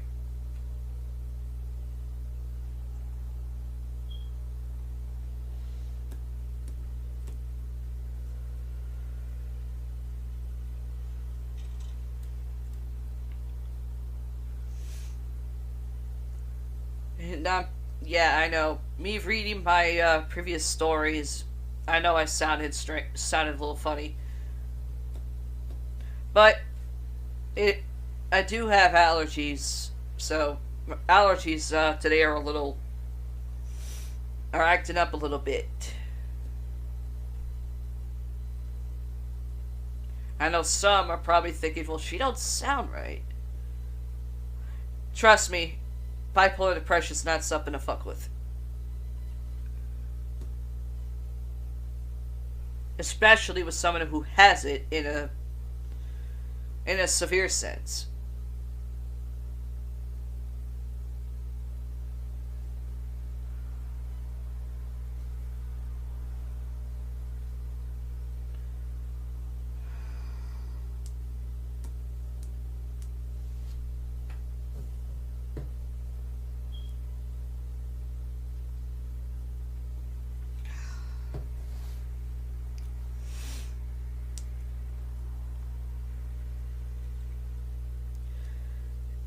Yes, I do see a therapist, and I do take meds for it, but that can only do so much.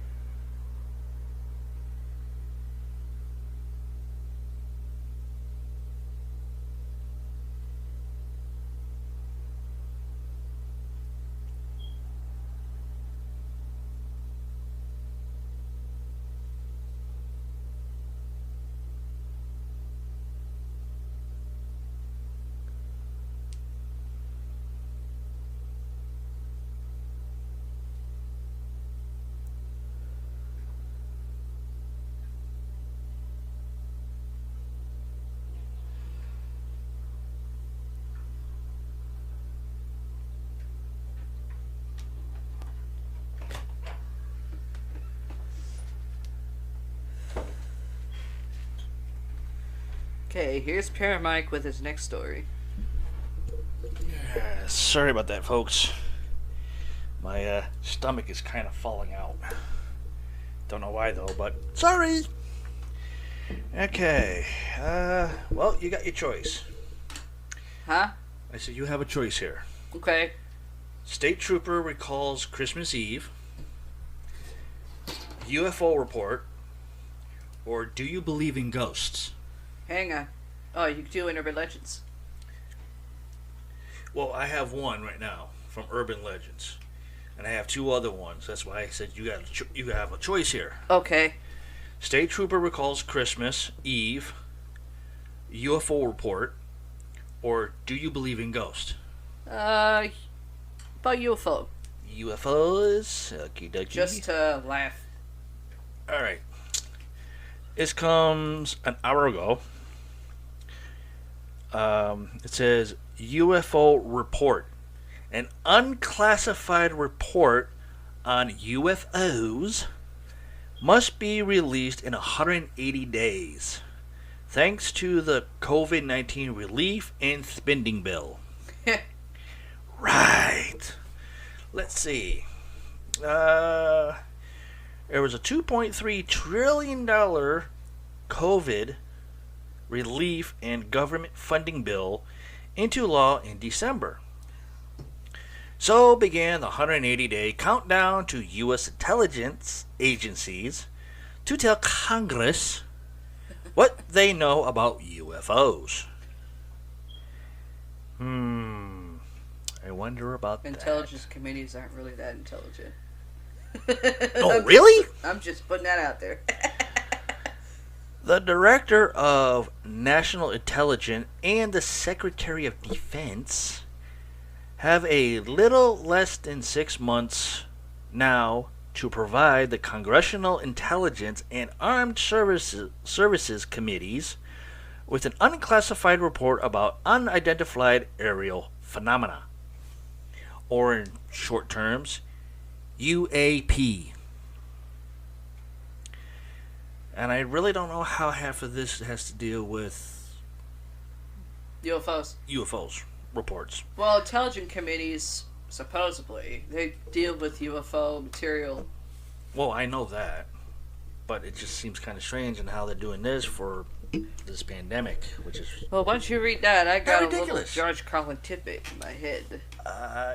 It's a stipulation that was tucked into the committee comment section of the Intelligent Authorization Act for fiscal year 2021. Oh, this year. Holy shit. The IAA. Sounds like a bad flight crew. Or a bad disease, one of the two. Which was contained in the massive spending bill. That report must contain detailed analysis of UFO or UFO data and intelligence collected by the Office of Naval Intelligence, the Unidentified Aerial Phenomena Task Force, or in this case, UAPTF, and the FBI. According to the Senate Intelligence Committee's directive. Unfortunately, I like the other version of FBI, Female Body Inspector. Huh? I like the other version of FBI, Female Body Inspector. Granted, we all know FBI is Federal Bureau of Investigations. Of course, I call them fools, brainless idiots. It should also describe in detail an integrity process for ensuring timely data collection and centralized analysis of all unidentified aerial phenomena, reporting to the federal government, and designated an official representative or responsibly for that process. Never going to happen. Nope. Finally, the report should identify any potential national security threats posed by UFOs or UFOs an asset, or asses, ASSESS, whether any of the nation's advisories could be behind such activity, the committee said.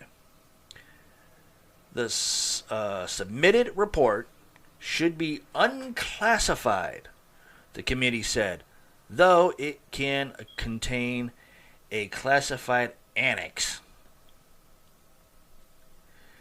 A spokesperson for the Office of the Director of National Intelligence confirmed that news to the fact-checking website Snopes. Careful with that one. They're not really that liable. Yeah. Congress has long been interested in UFOs, or UFOs. The Pentagon released 3 short videos in April of last year showing unidentified aerial phenomena, UAP. Clips that the U.S. Navy had previously confirmed were real. Holy ballbusters. The videos, one from 2004 and the other 2 from 2015, showed what appeared to be unidentified flying objects rapidly moving while recorded by infrared cameras. 2 of the videos contain service members reacting in awe at how quickly the objects are moving. Holy shit, they're moving quick! I can't keep my eyes on it, but I'm getting a boner. In the cockpit! One voice speculates that it could be a drone. I don't think drones can go that high. Oh, there are some drones that people actually buy that can go that high. Yeah, but they also have to go by the FFA zoning guide of how high they can fly. Not the ones in fucking Walmart that we've seen. True. It's still unclear what the objects are, and there's no consensus on their origin. Some believe they may be drones, potentially operated by earthly adversaries seeking to gather intelligence, rather than the extraterrestrials we normally equate with UFOs. I had something for a second, then I lost it. But that's okay. In August, the Pentagon announced that it was forming a task force to investigate. Members of Congress and Pentagon officials have long been concerned about the appearance of the unidentified aircraft that have flown over U.S. military bases. The Senate Intelligence Committee, SIC for short, voted last June to have the Pentagon and intelligence community provide a public analysis of the encounters. But it's not the first time the Pentagon has looked into aerial encounters with unknown objects. I want to say maybe 60% they have dismissed everything. True, yeah. Outside of the 20% or maybe more. Maybe. My math is not good, people, so bear with me. I'm trying to do on a 100% scale here.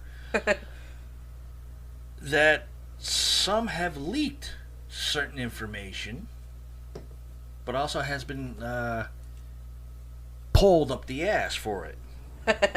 So, Were the poles rusty and doing Congress? Were the poles shiny and slick or rusty? That's a good question, but this is a two-sided story here. To the fact that we got Congress, which are a bunch of fucking idiots that don't know what the fuck to do anymore, and you got Pentagon that we don't know shit. about UFOs. There's no stories. Everybody's just over jet lagged from flying planes. Bullshit, Pentagon. But it is not the first time the Pentagon has looked into aerial encounters with unknown objects. The Pentagon previously studied recordings of such incidents as part of a since shuttered classified program launched at the behest of former Senator Harry Reid. The program that was launched in 2007 and ended in 2012, according to the Pentagon, because they assessed that there were higher priorities that needed funding. Right. What can be more higher priorities that needs funding than your own fucking people telling you, we just saw a UFO. There's something flying around here and it's not a fucking drone, asshole. Ding, ding, ding, ding, ding, ding, ding. The former head of the program, Louis E., told CNN in 2017 that he personally believes, and this is his quotations, there is very compelling evidence that we may not be alone. And that's it for that story. Well, here's a little tidbit from the late George Carlin. He mentioned one person. I'm just going to put my own fucking spin on it. If you listen to someone talk and they're in front of you, or you hear of it, you think to yourself, this guy's fucking stupid. Then you hear someone talking or saying that they're real intelligent. He's full of shit. Then you hear a guy or person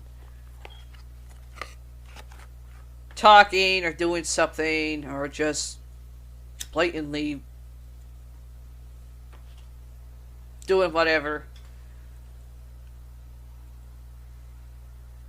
You think to yourself, this guy's fucking nuts.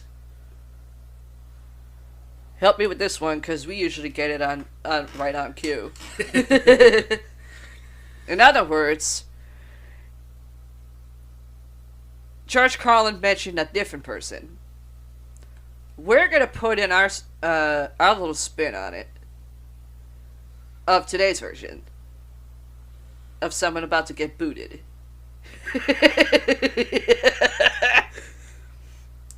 In other words, Donald Trump is all fucking three. Stupid, full of shit, and fucking nuts! Jesus Christ.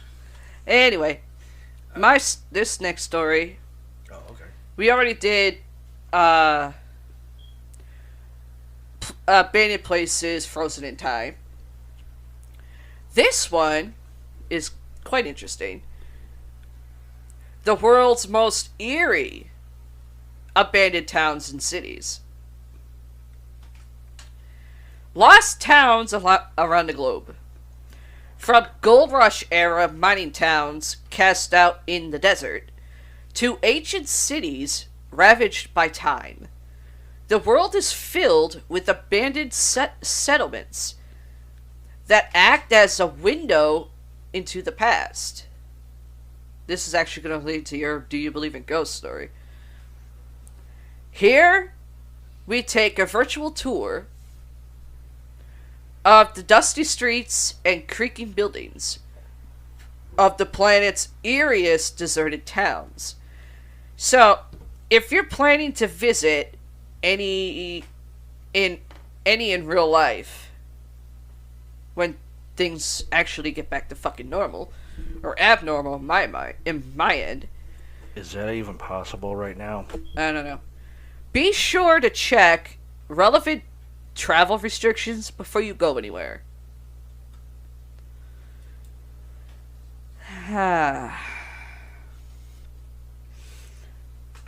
Body, California, U.S. There's a reason this is the USA's most famous ghost town. It's as if time simply stopped in its tracks in Body. It's actually spelled Bodie. A deserted settlement in the Sierra Nevada.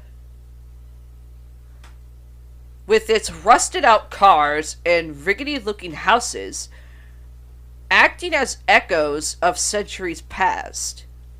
Prospectors struck gold in the mid 1800s, and Body soon blossomed into a mining town, with saloons, homes, and some 10,000 residents. Its heyday, of course, was short-lived though. And looking at the picture, it looks like something Zach and different Ghost Adventures went to, because I know they went to several places that look like this. Yeah, there was Vulture Mine was one of them. Yeah. There was, I think, 4 or 5 others. I'm not sure. Well, they did do a couple of ghost towns too. A lot of them in the West type of style. Yeah, I know.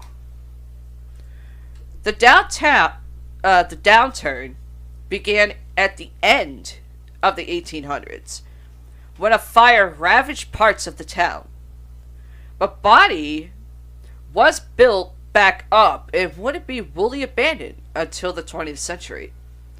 By the 1960s, it was declared a state historic park, and it's been protected in a state of arrested decay ever since. Inside the sun-baked homes, peeling wallpaper, creaking furniture, and personal relics offer a glimpse into the lives of Body's former residents. That shit would give you chills. If you're like me, yeah, you would feel that energy. Okay, across the pond and the ocean, to go to Hutawan, China. And I know I might have just butchered that. There's something humbling about the way Mother Nature has claimed this fishing village for her own. The deserted homes in Hutawan of China's Xingshan Island are choked by vines, which climb up the brick walls, blanket the roofs, and creep through the glassless windows. Some 2,000 people once lived there, but today the village is almost entirely abandoned. Wait, almost? Let's see. Hutawan's fishing industry once thrived, but the island's remote location, coupled with competition from other larger settlements, sent business into a downward spiral. Take a drink, a stumble, there's 4 shots. Conditions were tough, and by the 1990s, there was almost no one left. Today, wild greenery and decades deserted houses are the island's main residents. Let's see. Okay. Tyneham, Dorset, England in the UK. From a distance, not the fucking song from the distance. This may look like any typical West Country village, with its limestone church, its pitched roof buildings, and its old school phone box folded into rolling countryside. But Tyneham has a rather sad story to tell. This is Dorset's Lost Village, a long abandoned pre-war hamlet that was claimed by... Oh, I think we just read that one. Hang on. Yep. I already did that one. Okay. Sorry. Next. Bankhead, Alberta, Canada. Not really a place I would you want to call a town or anything. The remains of Bankhead, a former coal mining settlement in southern Alberta, are swallowed by Banff, B-A-N-F-F, Banff National Park, and the wild, leafy surrounds make the ruins all the more eerie. Bankhead was first established in the 1900s, when a mining operation began in this coal-rich site. However, the fossil fuel they discovered, intended to power steam trains on a railroad, wasn't up to the job. The coal here was brittle and hard to mine, and workers' industrial strikes left an already declining operation even further in the dust. The mine closed in the 1920s and is now protected as part of Canada's National Park park system. Remnants scattered in the Alberta wilderness include a hulking mine train, a carpentry shop, and a melting house. Now it's Petra, Jordan, which I believe is in Egypt. This ancient city hewn from sandstone is deservedly one of the new 7 wonders of the world.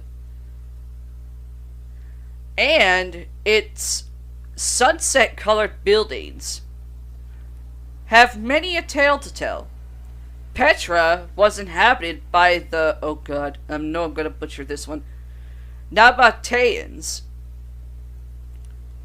as early as 312 BC, operating as an important trading post for several centuries. When the settlement was swallowed by the Roman Empire, its importance began to dwindle, and a series of earthquakes sealed its ultimate fate. Paramite, come here. I'm going to show you this photo. Doesn't that look like it's something from the Scorpion King? Sure does, and also looks like something from the Power Rangers movie. Good God. It's thought that the city of Petra was mostly abandoned by the 8th century and today. Its remnants have a haunting quality about them. The most famous of the ancient structures is Al-Khazna, or the Treasury. A jaw-dropping building with columns and plinths, which was probably once a temple. Other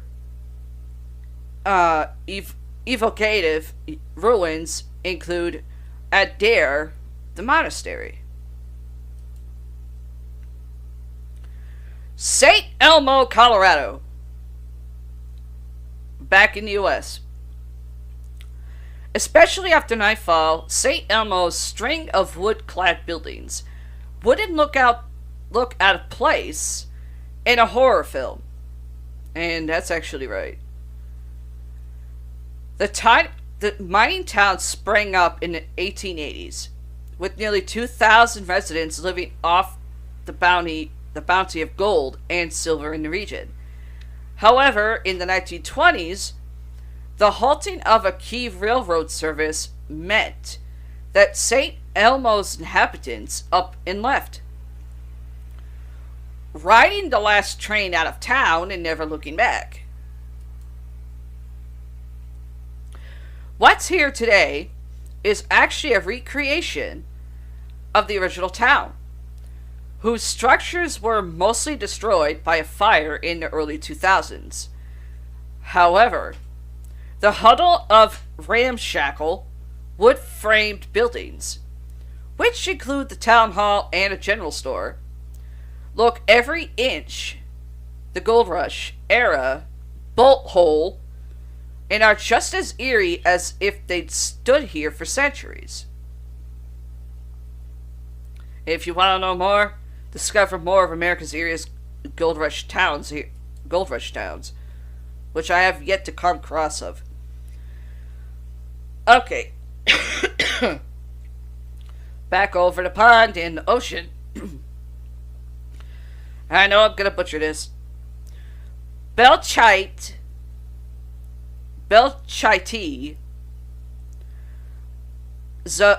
Zaragoza, Spain. Belchites, I'm gonna just say it my way. Belchites. Bullet-ravaged ruins are an enduring reminder of the horrors of war. The town was all but destroyed in 1937 in a deadly battle during the Spanish Civil War, which also claimed some 3,000 lives. Belchite stood devastated, and over the years, Mother Nature has finished the job, further eroding crumbling buildings and forcing greenery into the cracks.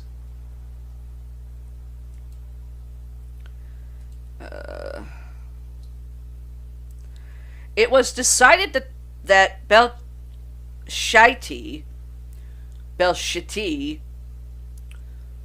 would not be razed to the ground.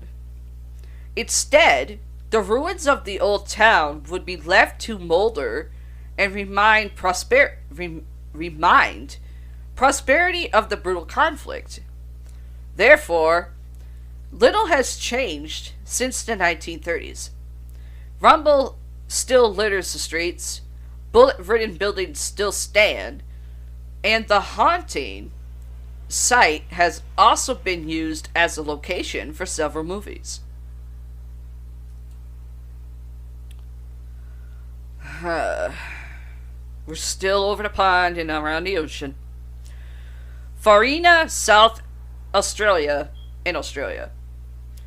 This outback ghost town had its heyday in the late 19th century, but it was settled by wheat farmers and was a stop along the iconic Ghan Railway. At its peak, it had butcher shops, blacksmiths, churches, and hotels. And the farmers benefited from unusually wet conditions. That's what he said, that's what she said. But Farina's luck soon changed. The region's typically parched conditions took hold once more, and the railroad was rerouted, leaving Farina in the desert dust.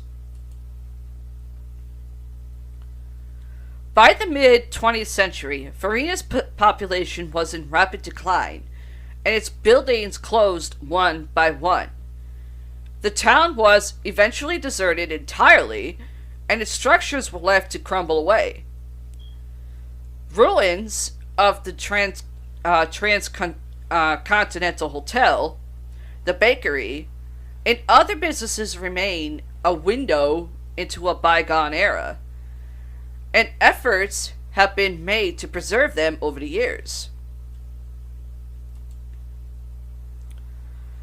Oh boy, I'm really gonna end up butchering this one.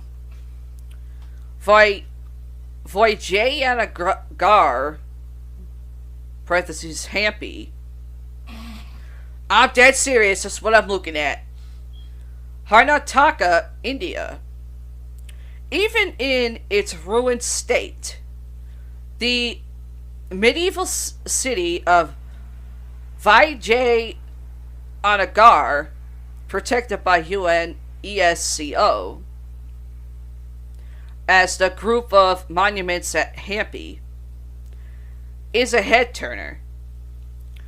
This abandoned settlement was once the capital of the Vijayanagar Empire, which the name means City of Victory, and was first established in the 14th century. But the empire fell in the 16th century, and its namesake city was destroyed and abandoned.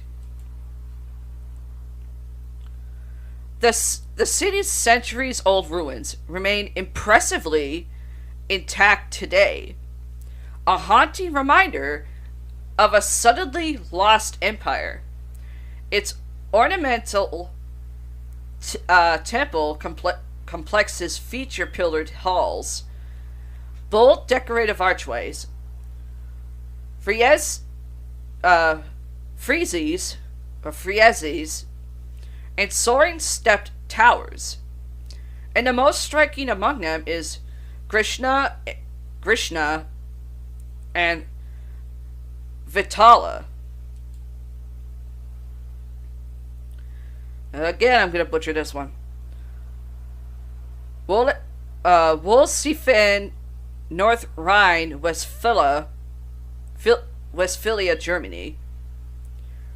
This desolate village is located in Germany's Eifel National Park. After the Second World War, the hamlet was swallowed by the NATO Vogelsang military training area, which is run by Britain and Belgium respectively, which also commandeered the site of a former Nazi training center. Bet you nobody learned that in history. The inhabitants of the humble village, high on the Dreaborn Plateau, were evacuated never to return.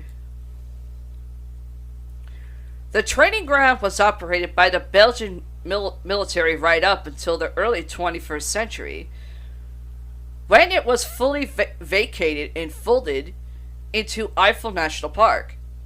Now, its decrepit buildings, including a creepy abandoned church, sit along a trail that routes through the wilderness.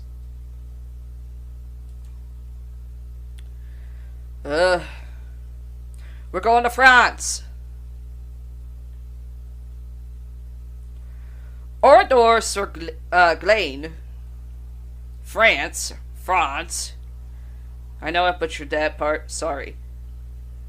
This ghost town is central western France, or in central western France. Take a drink and stumble. Has a somber tale to tell.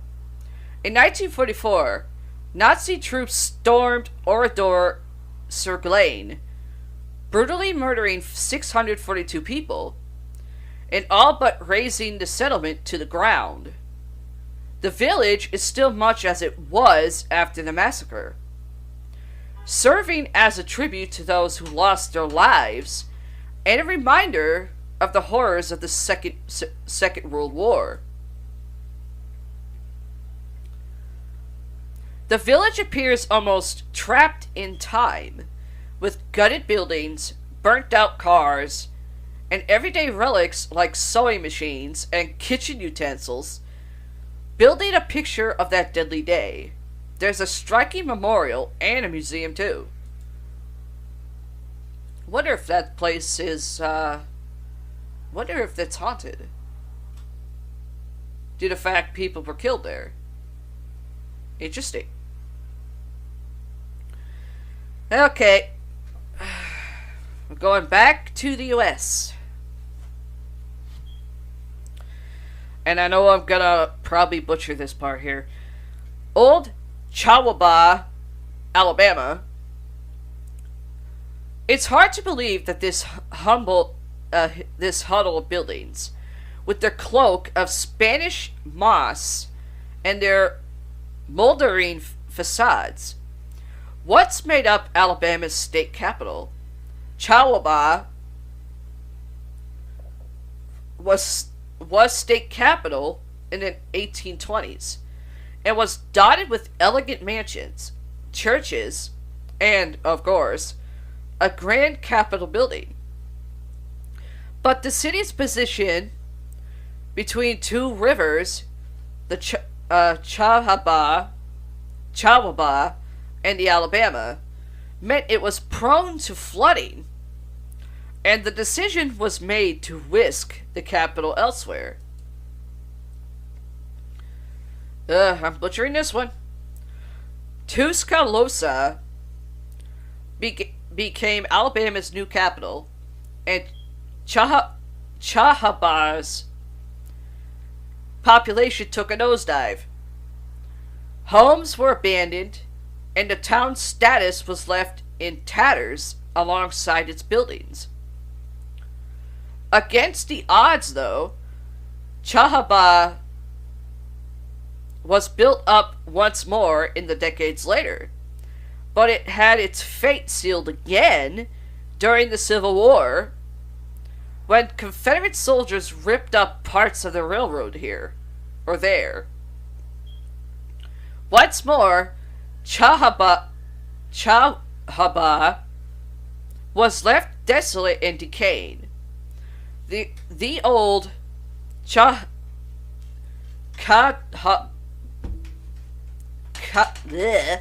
a drink of stubble twice. That's 4 shots and 2 beers. Or 2 whatever you drink. The old Chawaba Archaeological Park protects the site today. Never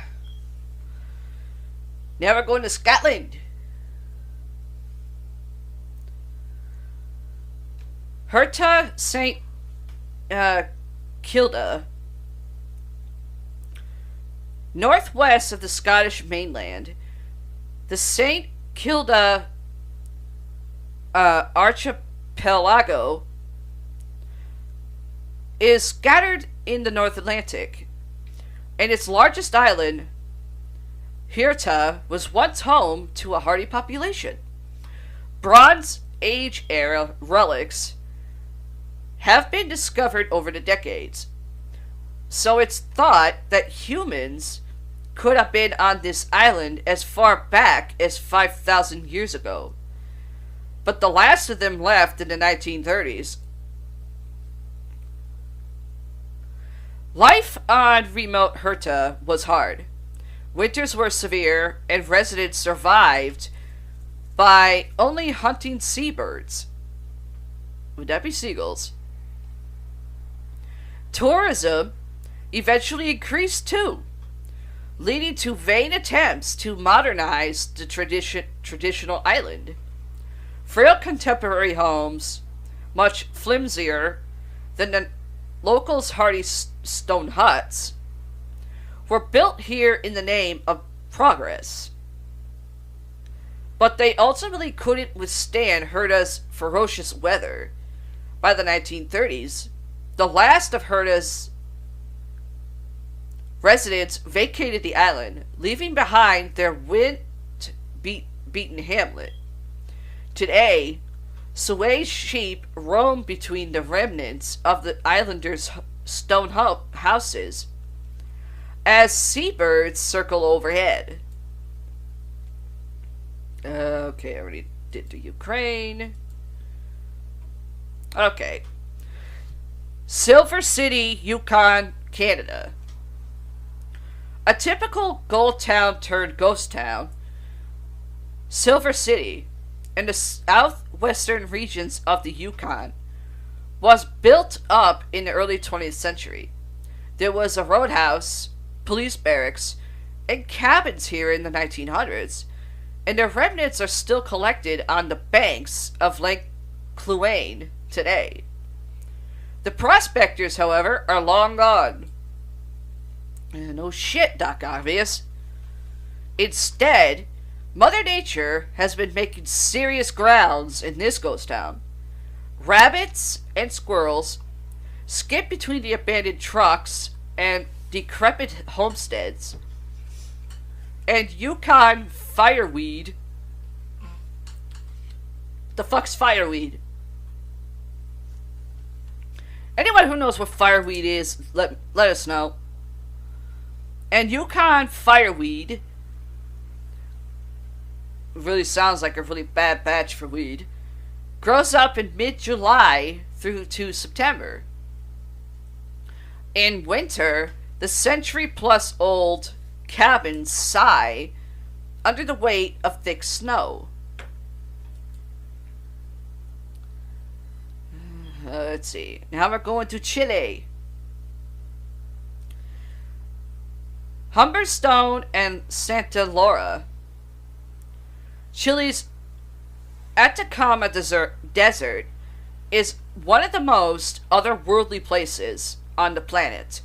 So stark and dry and desolate that it's used by NASA scientists as a stand-in for Mars. In other words, for their stupid rovers. Still, that hasn't stopped humans from making their home here over the centuries. In the midst of the desert are the ghost towns of Humberstone and Santa Laura, former saltpeter, which means white gold, mining settlements that are built up in the 19th century. There were some 200 saltpeter works here in the region's 19th century heyday, and a community with a rich culture called the area home. But the industry began to fold during World War I, and the mines closed for good in the 1960s. The people dispersed, and today, the desert ghost towns are strewn with reminders of both a thriving industry and a tight-knit community. Still, here are the remnants of a railroad, industrial buildings, and machinery, and a town square lined with former businesses. I already did it. Creole. Okay. Back to Australia now. Gwalia.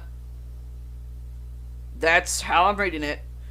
Western Australia in Australia. At its peak in the late 19th century, around 1,200 people lived in this town, which was centered around one of the largest gold mines down under, the Sons of Gwalia mine. But when the mine packed up in 1963, so did the residents, and in a flash, the thriving town was home to just 40 people. How is having 40 people in a town fucking thriving? Rusted cars and deserted miners' cottages dot the desert floor, or more like dot the desert ground, along with the mine manager's house, a hotel, and a series of industrial mining businesses. There's also a bed and breakfast and a museum housing relics left behind in the one-time boomtown, from kitchenware to mining tools. Oh, did that one. Okay. Here's another one I'm gonna butcher. Coleman Scope Namit Take a drink and stumble 4 times. Namibia, rusted bathtubs and homes filled to the rafters with sand, and This is the modern picture, and the picture I'm looking at, great radio, of Coleman Scop, a one-time diamond mining town in the midst of the Namib Desert. The precious jewels were discovered at the beginning of the 20th century, and by 1912, a mining town had mushroomed. How about mining town was built up, not mushroomed? Because it ain't a shroom. At its pinnacle, Coleman Scop comprised a hospital, food stores, bars, and even a concert hall. But this diamond-encrusted town soon lost its sparkle. Bad pun. The land was aggressively mined, and its treasures soon depleted. Basically because everybody was taking all the fucking diamonds out of it. By the 1930s, Coleman Scop's jewels were gone, and its residents got word that richly stocked diamond fields had been discovered to the south. They wasted little time abandoning the desert town, and by the 1950s it was deserted. Today, a huddle of sand-pillaged buildings is all that remains. And that's the last of that story. Okay, what's your do you believe in ghosts story, dear? Alright, this one is, do you believe in ghosts is the question. Ever since this pandemic has started and still continuing, this story is kind of weird. Reports of paranormal activity has increased during the coronavirus pandemic, or in this case, COVID-19 or CV-19, either way you want to put it. I call it the BS-19. Have you ever experienced strange, unexplained sights or sounds? Do you have a personal ghost story? Too many questions in one thing. I got fucking plenty. I got less count. It goes like this. Have you ever heard strange noises in the middle of the night? Question. Yeah, that would be my brother Alex. Have you seen household objects mysteriously move or be suddenly gone? Well, an old wine glass that I had just broke out of nowhere. Yeah, I know. That thing flew right off the freaking counter. I was like, holy shit. Come to find out. And I caught that with my own eyes. And come to find out, you found out that Richie was pissed and Yeah. sent his fucking energy down here. Yeah. Keep it up there, bro. Mister, I don't know how to freaking email or freaking message anybody. Next one is, how about free-floating, full torso vaporations, Yeah. apparitions, Yep. in the famous words of Ghostbusters? Ghostbusters is a fictional movie. Believing in ghosts, and actual ghosts, not fucking Hollywoodized ones, is the real question. Right. Another question. Have you experienced more strange, perhaps paranormal, phenomena during the pandemic? Yeah, I have. I've been getting hit with so much fucking energy from living people being so pissed off to the dead fucking screaming. Yeah. It'll knock your freaking equilibrium off. Yeah. If yes, you're not alone. In quarantine with a ghost is scary. Molly Fitzpatrick writes, it started with the front door. Adrian Gomez lives with his partners in Los Angeles,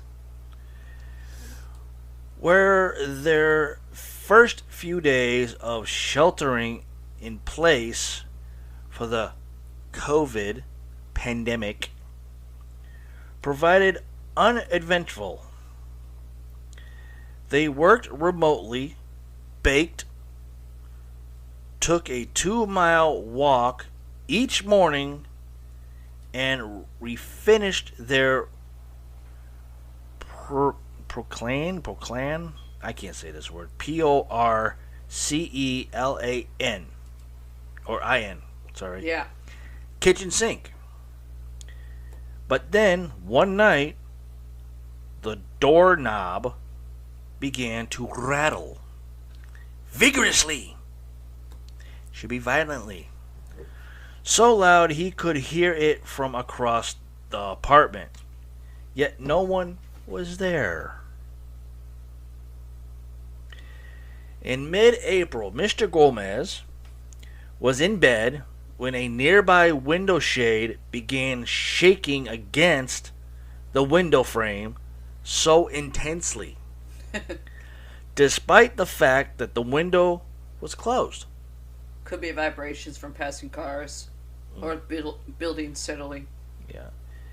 In a junction, window shade remaining perfectly still. The cats were all accounted for, and no bug, nor bird, nor any other small creature had gotten stuck there. That Mr. Gomez thought it was an earthquake. Well, hell, you're in California. Of course you're going to feel an earthquake, asshole. Yeah. You fucking moron. I very seriously hid myself under the comforter like you see in horror movies. What the okay. We hear Dave Schrader from Doctor's Radio and on the Holzer Files ask this question more than once. What the fuck is going on that the cover supposed to do? Is it supposed to fucking help you or something? Because it really did freak me out, he said. Now, though, neither he nor his partner noticed any unexplained activity at home before this. The couple can distinctly, that's in quotation, Yeah. make out footsteps above their heads. No one lives above them. Huh. I'm a fairly rational person, said Mr. Gomez, who is 26 years old and works in IT support. And if you people don't know what IT is, it's information technology or an information technician. Yeah. I tried to think, what are the reasonable, tangible things that could be causing this? But when I don't have those answers, I start to think maybe something else is going on. They're not alone. Or in this case, they're not alone. Possibly in more ways than one. Okay. For those who experience of self-isolation involves what they believe to be a ghost. Could it be Casper? Their days are punctuated not just by Zoom meetings or homeschooling, but by disembodied voices, shadowy figures, misbehaving electronics, invisible cats cozying up on couches, caresses from hands that are there, and even, in some cases, to borrow the technician's parlance of Ghostbusters, in quotation, free-floating, full-torso, vaporous apparition. I don't ever remember the three guys ever saying the word vaporous in the movie. I've heard of free-floating, full torso Yeah. apparitions. Yeah, that was in the first one. I never heard the saying of free-floating, full torso, vaporous apparitions. I don't remember that at all. Some of these people are frightened, of course. Others say they just appreciate the company.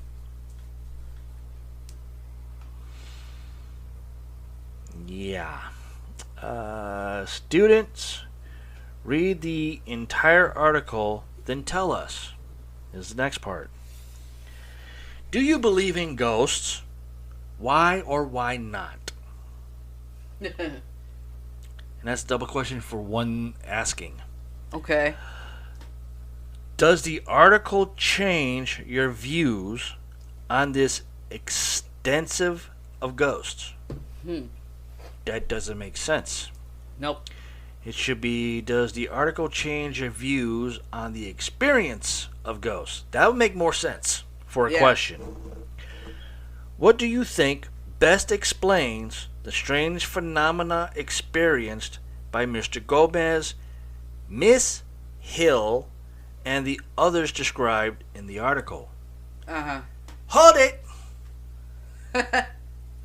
It only said in the article Mr. Gomez. It didn't say anything about Miss Hill and the others described in the article. How the hell did they fuck that one up? I don't know. Then it goes on to say, do you or does someone you know have a paranormal ghost story?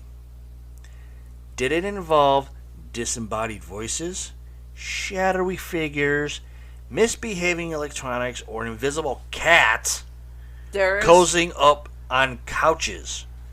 Tell us about it.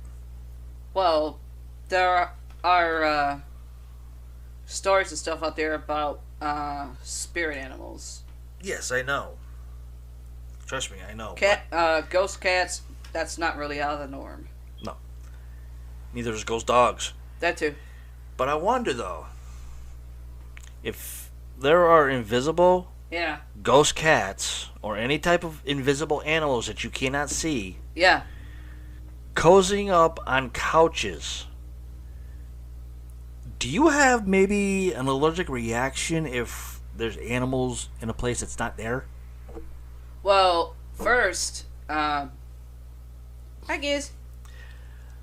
I mean, that's what I want to know. Okay, first, if anyone is seeing any of this stuff that Parent Mike is reading, logically,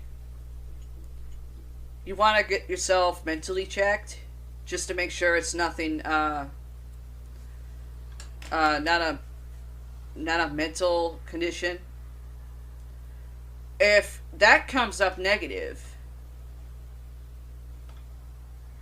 and you actually see a spirit animal or apparition, stuff like that, research the house where you live. Or the apartment complex. And see if anybody died there, or if animals passed away there. Or, for example, the apartment building that me and Paramike live in, the landlord only knows it was moved from a different location. Mm-hmm. And it was a doctor's office for some amount of years. Then he bought the building. And the property. And made it into apartments. Yep. In fact, he has other apartment buildings that he owns. Yeah, but he doesn't know the real history of this place. There's one. He only knows the history that this building was here, on the property, on the land, and it was only an X-ray mobile physician building and everything, and that's about it. And a couple other doctor offices too. Yeah. But there is the first maintenance guy that worked for a landlord. Right. We asked him on the history because of fucking oil shit appearing on my fucking walls. Yeah, everywhere. And come to find out, he goes, "Oh, that's quite easy. It was a small building that was owned and a part of Hillview Manor. Yep. And it got moved over here where we're living at." Yep. The only problem is, though, is I try to look for more information on the building we live in, and there's not a whole lot of information about it. It doesn't say if this building was part of Hillview Manor. I know. It doesn't say if this building was something different. Now, I've talked to other people before about this building, and they said, "Oh yeah, it was an X-ray physician mobile lab at first, which I found online." Yeah. Of this place. Then they said it was a morgue. Yeah, that I can tell. I can sense a morgue, and I know it's the basement's part of a morgue. And then it said that somebody else said that it was a mortician's house. Yeah. Then somebody else said it was something else, and I can't remember off the top of my head anymore. That this is when I had the tumor in 2016. Said it was something else, and then our property manager and our property owner purchased the land and the building and turned it into apartments and the rental office until they decided to move up further. So I stopped looking because I got tired of putting in certain words, certain keywords into the search engine, and all I get is something stupid. Yeah. So I was like, okay, I'm going to forget it. But, yeah, I cleaned up this entire apartment and everything and redesigned certain things. I do too. And I'll wash the walls like crazy. Of course, most of our walls need to be repainted after what I did to them. Yeah. By cleaning them. I kind of ripped off the paint. In some spots, not all of it. And I can get rid of all these oil crosses and whatever else. And it'll be gone for a few days. But like on the third day, it's like these things come back with a fucking vengeance. Hold on. There has been... Well, remember, I was able to get a hold of my biological father's mother. Due to the fact she is a natural witch too. And I asked her about it. Forget the freaking things she told me to use for it. To clean it. And I used what she told me to do, and it stayed gone for like 6 months. Not so even. Almost 7 months. Not even. More like maybe 2.5 months. It's not like either one of us can get up to the fucking ceiling where most of it is. No, I'm talking. Well, it didn't last. It lasted for like maybe 2.5 months, but it's like it will be gone, but then it comes back with a vengeance. I mean, it's in our living room / bedroom. Yeah. It's in the kitchen. Not near the stove, because I know what that's from. From that wall, it's all the oil that I've used and cooking spray that I've used to cook. Not only that, I know that it's been person there. that lived here before us. He was a fucking real gook. Then it's in the hallway. Then it's in our podcast studio, or I should say my man cave of everything, because I have certain spots for different things. Like one spot is our podcast studio. Yeah. Another spot is the creating of the websites and editing the podcast show and stuff for you guys. Then I have the computer side where I fix and try to maintain our computer systems and the podcast systems. Then I have another side where I repair things. Yeah. Try to make new things for, whatever. And then I have another side which is a storage facility for like empty boxes of stuff that we get in through, UPS, DHL, FedEx, whoever. Mail. And then I just have one area where I have broken down 2 bicycles, which I can't get the money to fix, and vacuum cleaners and a carpet cleaner. That's all I have. In this little room that's supposed to be the bedroom. So I have some areas in here that have that oil crap. And then in the bathroom, it bleeds through the walls. Yeah. You know, I have like an X over by the toilet on, let's see, I guess it would be the back wall. Yeah. Then underneath a towel rack holder, I have my little towel there that I use to, when I clean up the toilet and everything, I usually use that to wipe it down and dry it. It's like it runs down the wall and it looks like blood dripping. Yeah. And I was like, well, that wasn't there before. It hasn't been there in the last 5-6 years that we've been here until just recently it shows up. I'm like, what the fuck? Rob even has it. Our neighbor Rob has it too. Yeah. Of course, his is actually more... weird. No, I wouldn't say weird. That's more, a little bit worse. Yeah. I mean, granted, this stuff is sticky to the touch. Yeah. So I try to use this stuff called mean green. Yeah. It's supposed to, like, degrease everything. Anything that's sticky is supposed to wipe it away. Doesn't work. I've even come up with my own concoction called This Is Bullshit Concoction. And I try my best to use that to get rid of it. Stay away, like I said, for a few days, and it comes back with a fucking vengeance. Well... And I have a fucked up arm still, and I use my fucked up arm for whatever muscle it has to really scrub the shit out of it. Yeah. And then I gotta suffer with the consequences. Not only here, so don't I, because of my lower back. Having I got back problems too. Dislocated disc on one side and a fucking slip disc in the other. I got back problems too. I have Yours was done by a sac in the lower part. I have swollen discs right up my spine. So yeah, go figure this one. Fucking well, when Grandma gave both of us the instructions on how to do it. Basically, what cleaning stuff had to get mixed. She also said for a straight week we're supposed to do a witch's cleansing. That's on you, not me. In every fucking room, which I've done. It stays gone once I do that, but if I get hit, say for like the flu, or example, I've been running around with my head cut off, I don't forget, but Paramike, he's the type that he's been with me long enough to know when I'm that tired. And he won't even let me do it. Nope.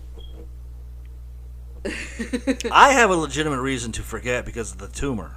So, I have a legitimate reason for that. It's like, I plan something to do, like cleaning, but then when that time comes around, I forget that I planned it, and I don't ever remember writing it down. True. So that's kind of hard on me, but I have a legitimate reason for that. But let's get back to the story here. Go ahead. Invisible cats cozying up on the couches. I wonder if these people had allergic reactions to animals, because it doesn't say that. That's one thing I want to know. Yeah. Let's see. The next one is the article cites a 2019 YouGov survey that revealed 45% of U.S. adults believe in ghosts, and a 2009 Pew, P-E-W. Yeah. Not I know. Pew, I know like how to we spell it. pew. Well, Pew is actually spelled P-H-E-W. Like, pew! That stinks! That, and you got the stupid church benches called the pews. Yeah. But I think that's with 2 E's and a W, I think. I don't think so. Not sure. But it says Pew Research Center report that found 18% of Americans believe that they have seen or otherwise encountered one. Are you surprised by these results? What do you think they tell us about ghosts or humans?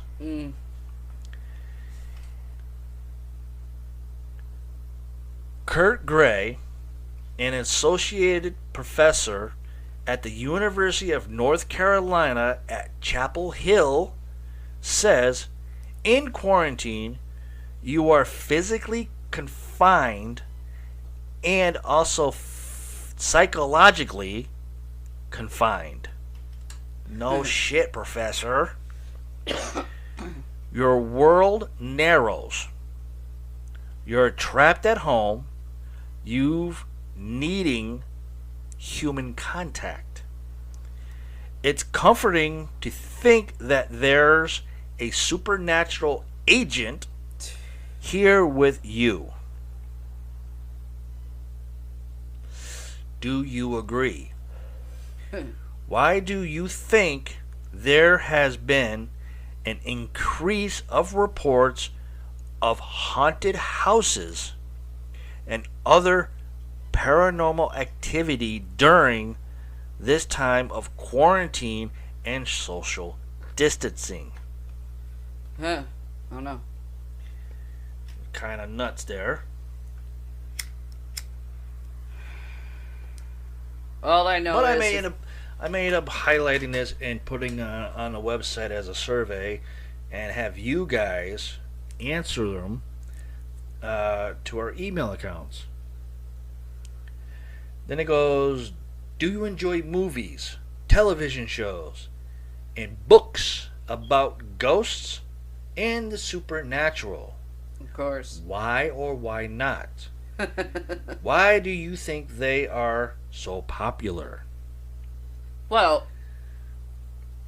reason movies that deal with like paranormal, hauntings, even demonic, is because Hollywood always amps it up with their shit to make it more horrifying or something, which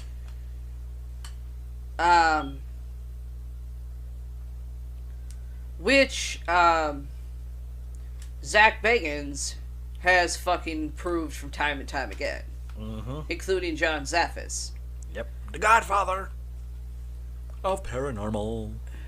Nephew of the late Ed and Lorraine. Warren. That Hollywood does what they do for when it comes to horror on paranormal and shit like that, so they can get money in our asses. Of course.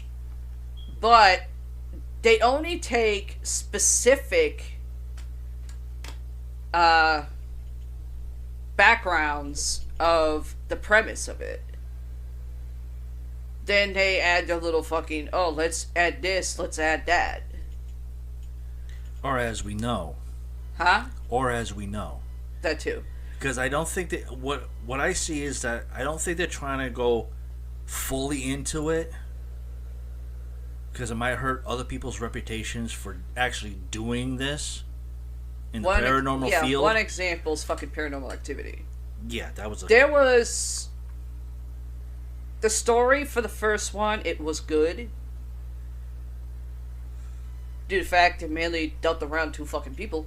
But the effects was a little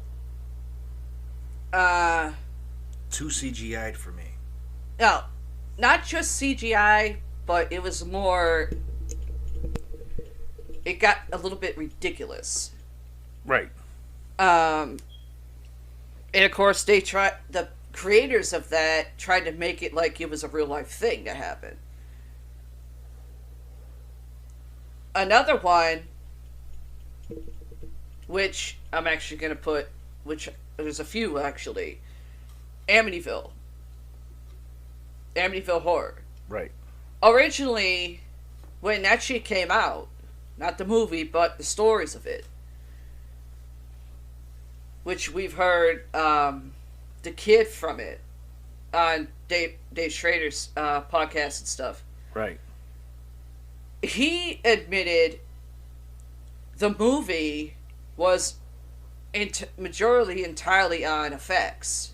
Mm-hmm. Not really getting the fucking principle of it. Or the actual happenings. Exactly. Lorraine, one of her interviews, which, you know, I had to kind of like depict in high school, that she said it was one of the darkest places she's been in, simply because being a medium, you get hit with everything.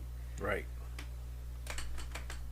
Empaths, like myself, and I mean real extreme empaths, once in a blue moon, or not blue moon, once in a while, they'll see an apparition. Right. Or they get visions in their sleep, which happens to me all the time. Yep. But if you're an empath, and this is what she taught me when I was a freaking teenager, you're hit with energy, whether it's the living and the dead.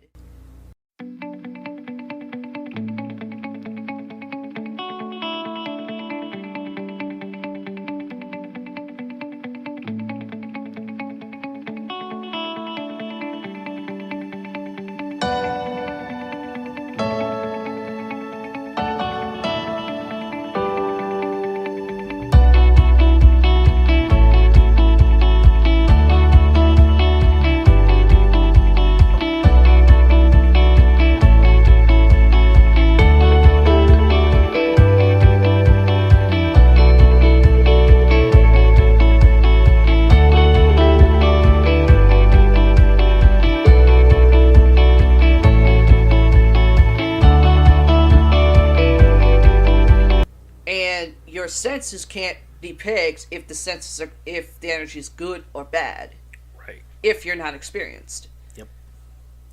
As a 3-year-old, when I first saw that shit, I wasn't afraid of it.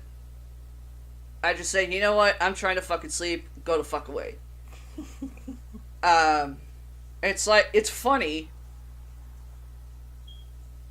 I mean, looking back on, here's another movie. Well, before we do that other movie there, Amityville Horror. Granted, they made a movie of it. Yeah, and I did a remake too. But now here's something that I'm still trying to figure out a lot. Is that through almost every paranormal group that does this Amityville Horror thing. Yeah. Of the house.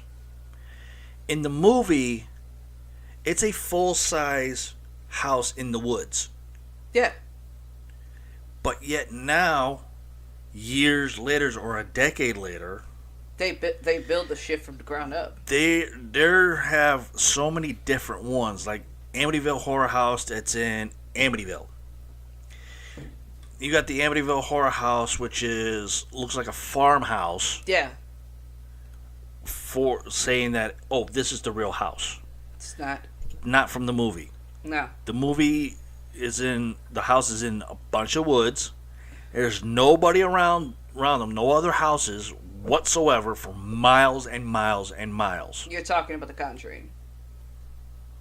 No, this was supposed to be the original Amityville Horror House, yeah. But they put it as The Conjuring to start it off. And then you have a house that's supposed to be the Amityville Horror House. Yeah. That looks like a farm. Then you have one in Amityville that New York. is really beautiful, saying this is the original Amityville Horror House. Yeah. To me, it's just like, it's not the right house. No. I've been in the fucking Amityville house. You know, in New York. There's been, here on the East Coast, there's some in the Central Coast, there's some in the Pacific Coast, and there's some in the West Coast. And it's like almost each house is like totally different. but not the same exact way. Well, figure, you got freaking. I mean, we're subscribed to some YouTubers that do that, Yeah. but one, it's to get people to fucking follow it and see the fucking shit. Right. The other one is because it looks similar to the original house. Basically, like, if the windows, for example, the Amityville house, the windows are kind of shaped funny. Right. They'd see windows like that, they're thinking, let's kind of name it their version of the Amityville. Right. The That's Conjuring... That's what led into the movie Conjuring that came out. Well, The Conjuring, one, we both know that's based on real shit, which Ed and Lorraine did also. And, I still have my doubts on that, though. I, unfortunately, LaForge couldn't bring me there, so I could due to the fact he was kind of using me as a guinea pig, when it came to depicting if something is haunted or not.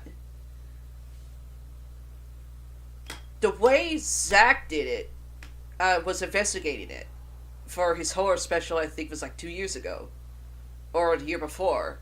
That would be the Demon House. Huh? That would be the Demon House? That's a documentary movie. Oh, that's right. The Conjuring episode that he did for Halloween, which he films the Halloween episodes early. Oh, yes. He was, due to the fact he got the information from Dave Schrader and Jeff. The information he got lined up with Jeff's. Dave's information and Jeff's information were the same. Zach, on the other hand, he wasn't sure. And you could kind of tell with his intro. He wasn't sure because he never spoke to the people of the house. Right. That grew up there. Except for one person. But... Knowing Zach, when he heard that from Jeff and from Dave, he probably was like, well, there's got to be more to it. Yeah. There has to be something that's going to relate to what Dave told him, and also relate to what Jeff told him to connect. Well, we also know that Zach even reached out to John Zaffis, who knew that history. Of course. And asked him, "Is this shit legit?" He said, "Zach, I've been in this field for many years. That shit is legit. I've been in there." Mm-hmm. I think it's because of the movie, due to the fact it spawned other ones. Mm-hmm. The actual Conjuring movie is based basically on the legend of a woman who's accused of being a witch, which caused the hauntings and stuff like that. But shockingly, Warner Brothers was able to get the accounts from Lorraine before she died. Mm-hmm. Shockingly, Warner Brothers went with her side to get the right depiction through the actors. And I've stated this before, the woman who plays Lorraine has to be a fucking doppelganger of her or something. She looks exactly like her. The guy playing Ed, he's a little thin in the face. Ed's face was a little bit bigger. But the original Conjuring movie, the way they did it, it was actually good. Mm-hmm. I'm not saying, yeah, it's going into my collection. No. I'm just saying the way they did it, like giving the, like, I hate using the word organic, but the organic acting of the people in the movie basically brought out the climax of it, which is something you don't fucking see anymore. No. I think there's also they're supposed to be coming out with Conjuring 3, titled "The Devil Made Me Do It," but I haven't found anything on that. You haven't either. No. No, I haven't. And I think the reason people are saying, "Oh, it's the Conjuring house" or "it's the Amityville house," it's because of how the house or building look like it's a twin of the original house or houses. That's what YouTubers do. Right. Me, on the other hand, if I was actually fully in the field of ghost hunting, unfortunately I'm not, but I want to be. Me too.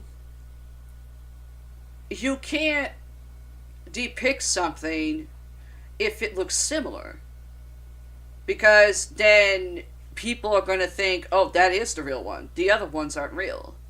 Let's go there. But the weird thing is, after Zach did that Halloween special of the actual Conjuring house,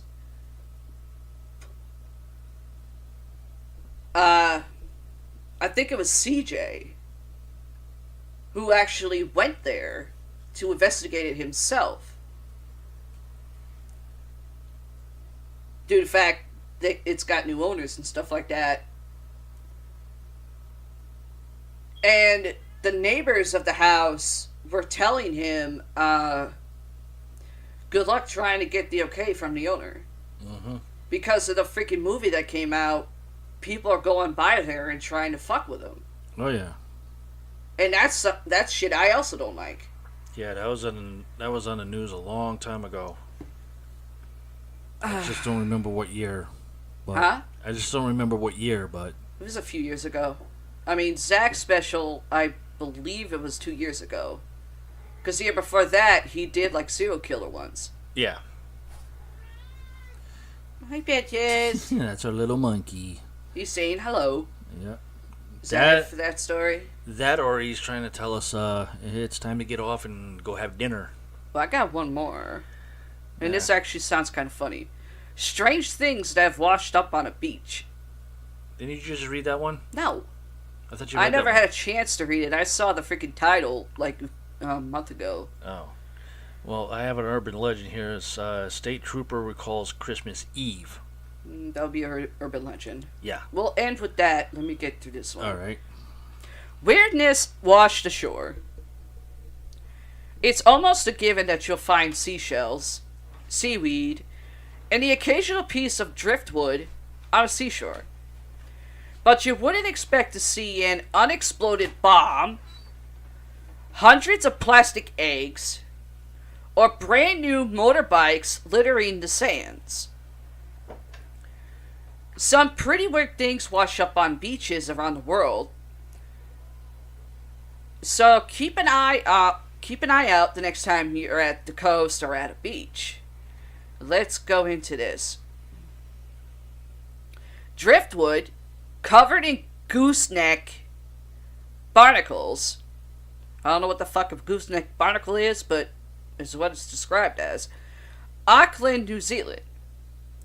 Hundreds flock to Murray Way Beach near Auckland, which Kevin Smith, who did Ares in Hercules as well as Xena,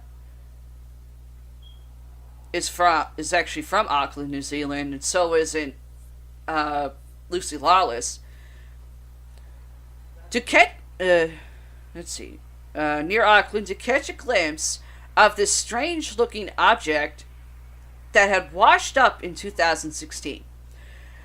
Dubbed the Murray Way or monster, locals guessed it was everything from a Maori canoe to an alien pod. But this is what I'm looking at. I don't know what the fuck gooseneck barnacles is, but I know what driftwood is.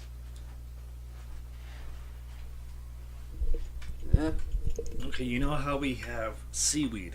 Yeah. And it was called always seaweeds. Before the name seaweed ever came around, Yeah. seaweed was actually called barnacles. Gooseneck? Yes. Okay. Yes, that's what, way back in time, it's what pirates would call seaweed. Barnacles. Okay. It's what sailors would call seaweed. Barnacles. Okay.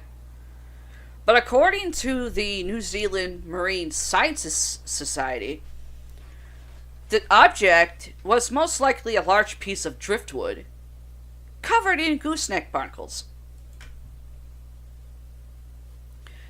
Now we're going to England in the UK. Giant pipes!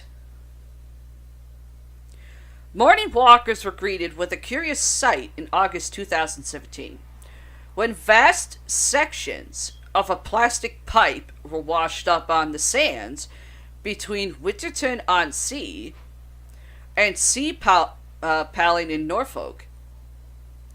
The pipes, which reached lengths of up to 1,570 feet, which is 478.5 meters, or millimeters, and an 8-foot, basically 2.4 millimeter, in diameter, had come loose from Norwegian tugs bound for Algeria, following an accident with an Icelandic container ship. Okay, we're going to Germany for toy eggs. Children on Germany's North Sea island, Langeoog,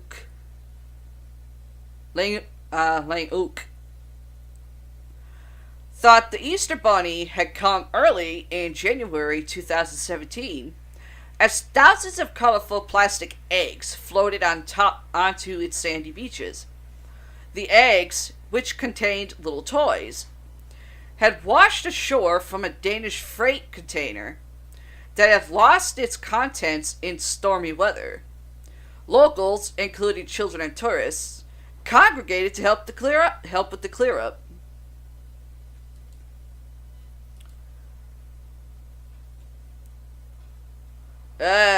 Back in New Zealand, and this sounds so nasty, sacks of milk powder, Tauranga, New Zealand. In January 2012, New Zealand's Waihi Beach was an unusual sight. The beach was covered in bags of milk powder, the aftermath of a cargo ship striking an offshore reef in 2011. The Liberian flagged Rena spilled 350 tons of oil and as many as 300 shipping containers. Which is why I don't do milk powder. Period. Okay, still in New Zealand. Cargo containers, Tauranga, New Zealand. Apart from the containers and their contents, including the bags of milk powder and part-cooked burger patties, ew, the ship also caused New Zealand's worst maritime spill, causing widespread pollution. Some of the containers were carrying hazardous materials, as well as 1,700 tons of heavy fuel oil and 200 tons of marine diesel.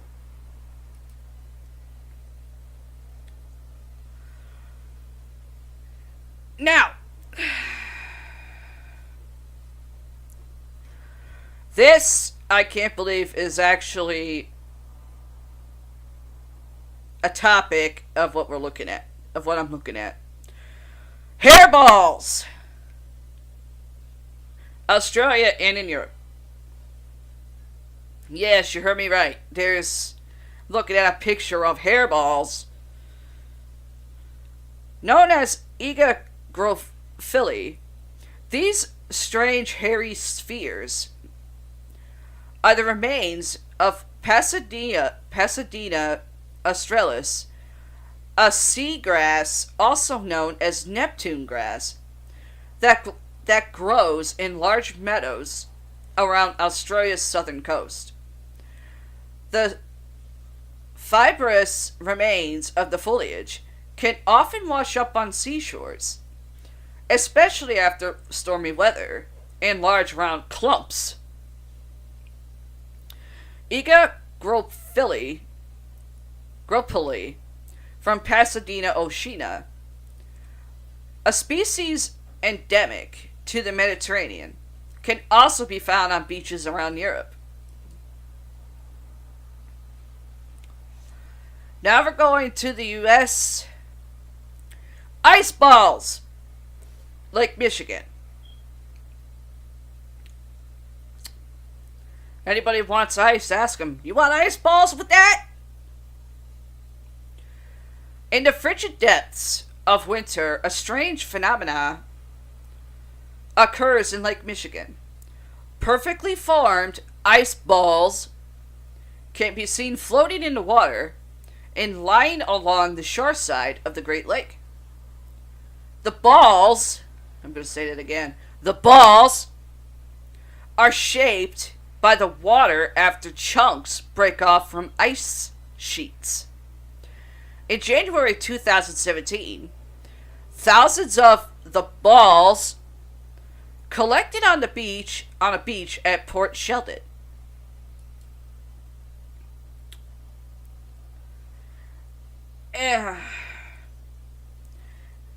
Sea cucumbers. Anybody know what a sea cucumber is? Because I've never fucking seen one. From the Cook Islands. If you go down to the beach on the Cook Islands, you might be in for a big surprise. Sea cucumbers. Lots of them. The seabed and seashore can be littered with the giant slug-like beasts. They might not look pretty, but these bloated creatures act as an important filter, similar to an earthworm. It's thought the islands are home to 14 different species of sea cucumber, including some that are eaten, and others that are used for medicinal.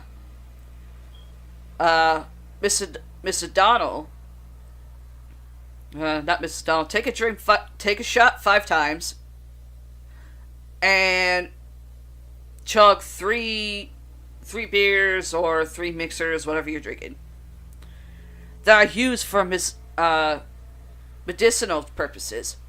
The Cook Islands is an unusual pair of archipelago. Find out why.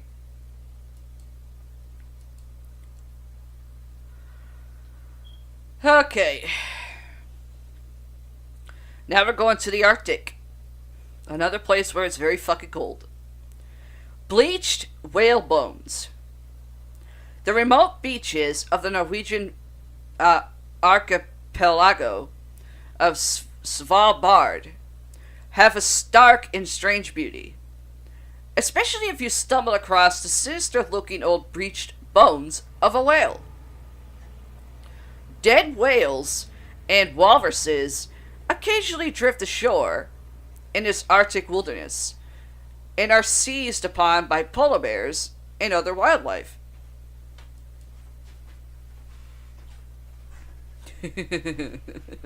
Going back to balls.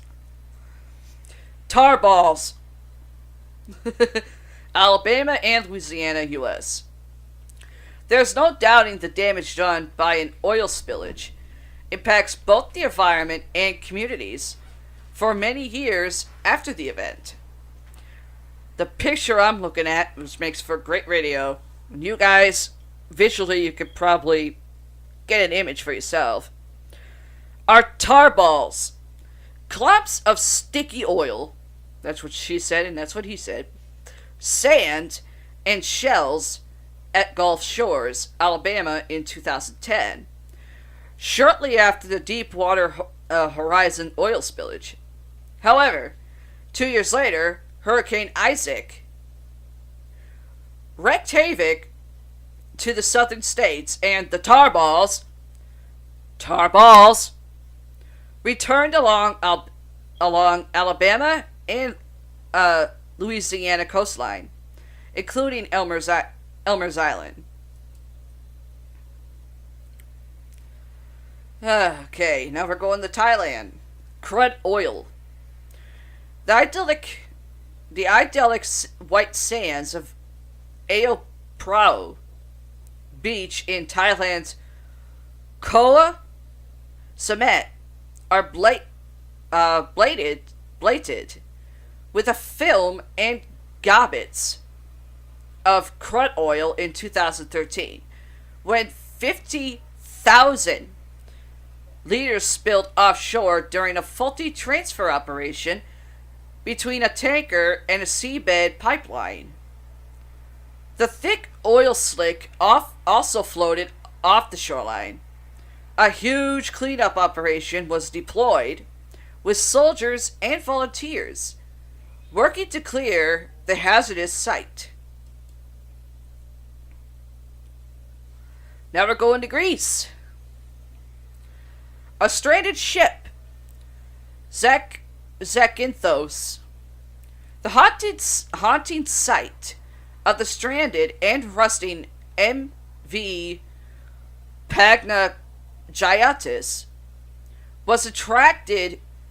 had attracted curious tourists since it first washed up on the Greek island's shores in October 1980.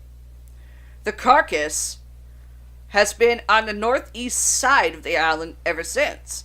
The story of how she came to run aground is much debated, but one theory is that she was used for smuggling and abandoned when the crew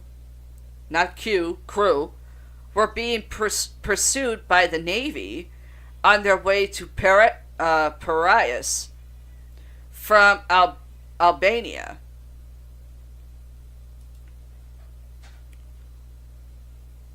Okay, now we're going to England and the UK. Portuguese man of war, which is oversized fucking jellyfish. This strangely beguiling creature is the deadly, and I'm looking at the photo of it. You visually use your minds. Beguiling creature is the deadly Portuguese man of war. One of the hundreds found beached or seen floating around the South Cornwall. I'm going to say that again. Cornwall coast in September 2017. The balloon-like creatures were blown. I'm going to say that again. Blown in from the Atlantic by strong winds, and were also seen in Devon, Dorset, and Wales in unprecedented numbers.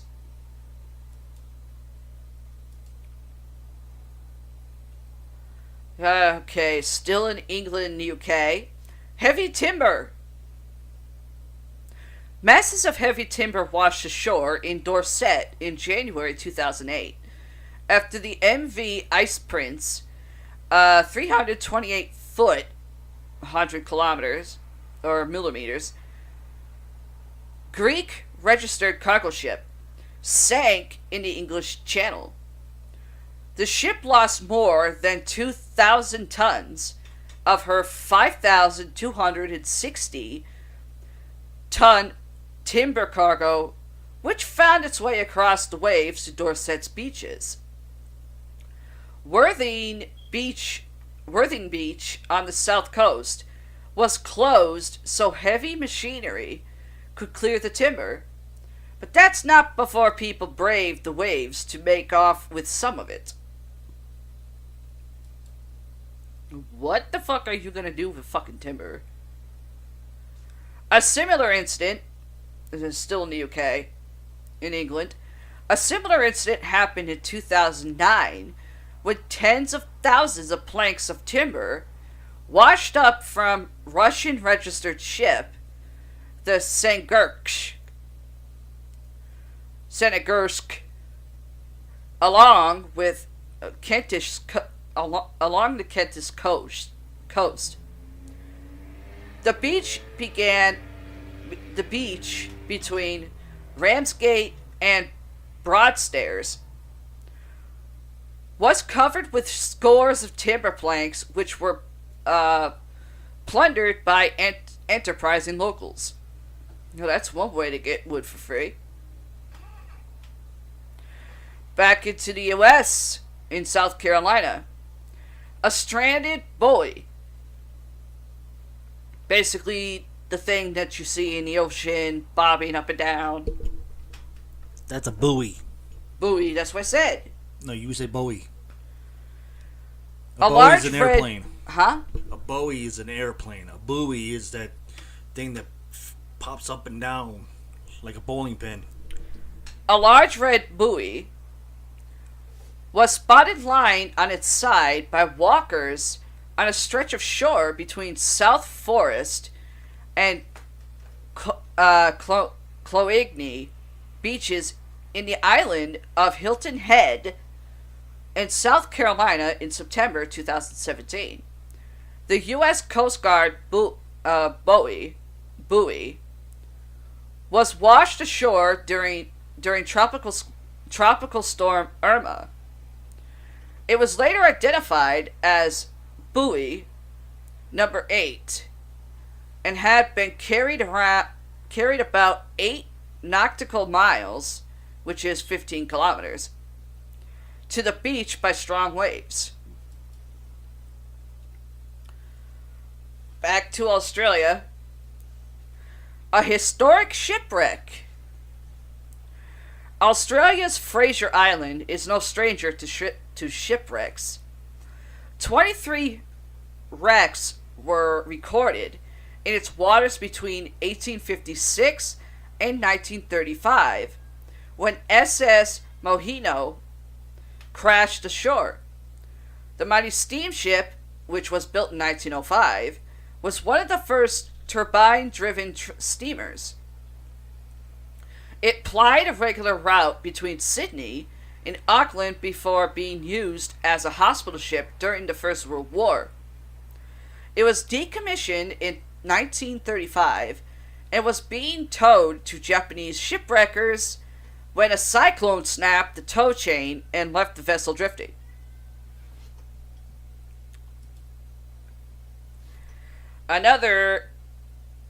Still in Australia, another historic shipwreck, being the SS Mohino, was missing for almost 2 days until it was found beached on Fraser Island. Attempts to refloat her were unsuccessful, and her decaying remains have been part of the striking landscape ever since. The wreck was also used as a target for bombing practice by the Royal Australian Air Force in the Second World War. It's now a popular tourist attraction. That's great. Pack up the kids and go, hey, you want to see a shipwreck?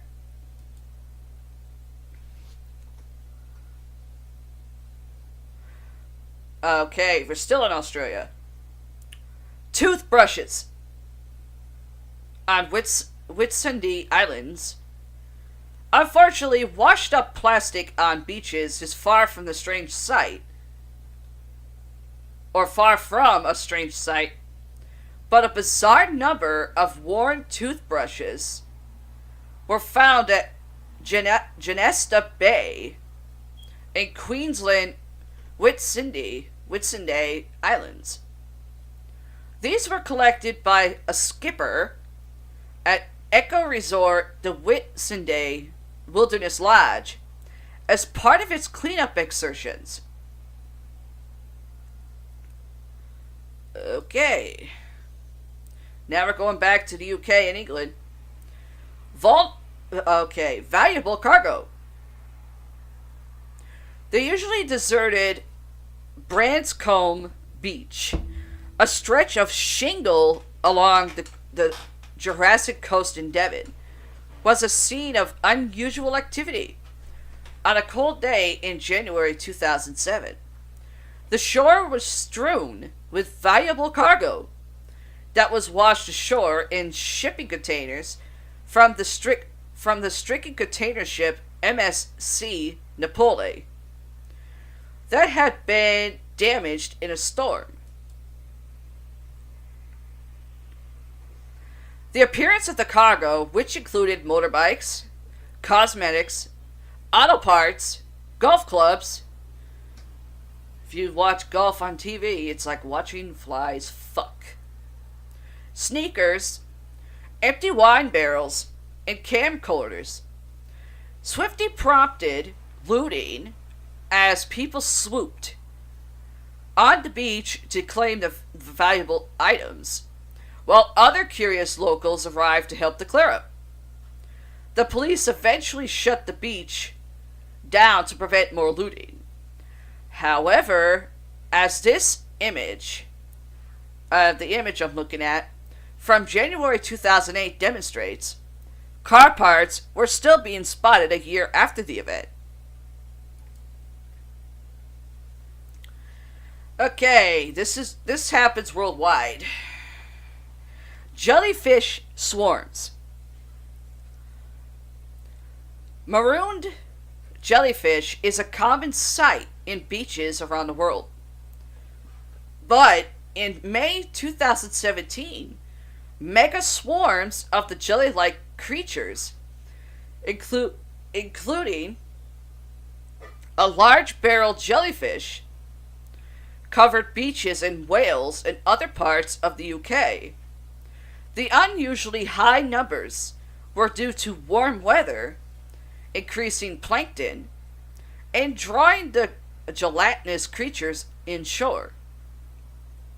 In Australia's Queensland, a beach was described as looking like bubble wrap by an onlooker in 2017 when masses of blue blubber jellyfish carpeted the sands.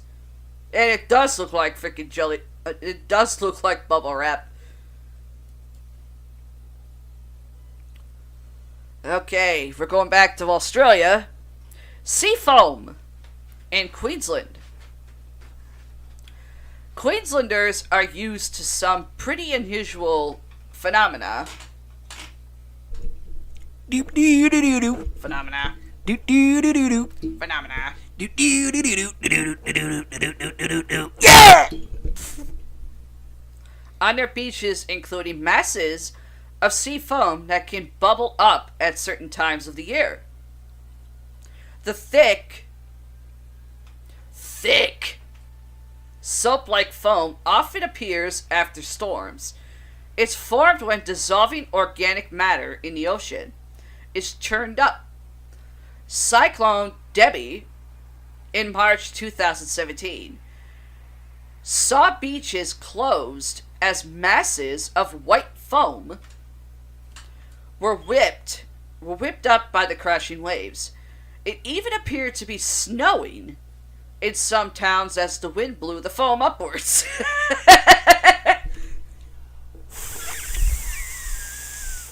What the fuck is that? Is it fucking snowing? Australia, still. Boats in Queensland. Cyclone Debbie caused damage to property, unleashing boats from their moorings and smashing them on rocks before they were washed ashore. Huge trees and door frames were also lifted and flung across beaches in the intense winds.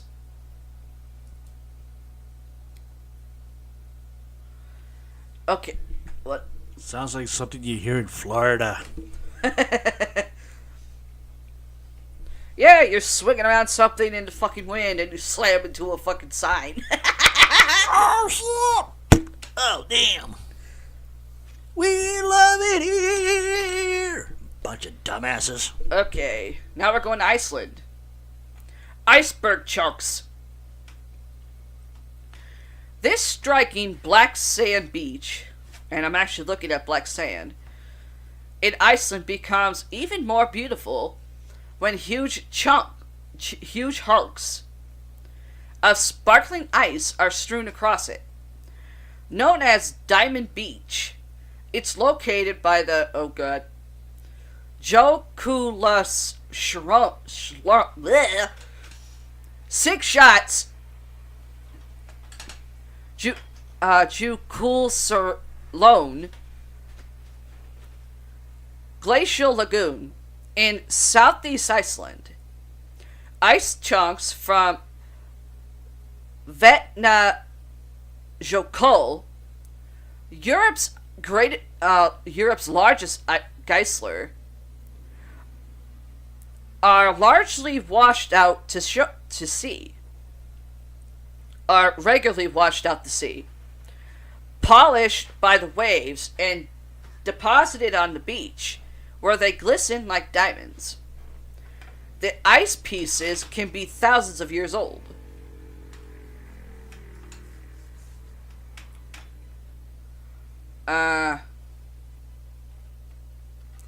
Okay, we're going back to the UK.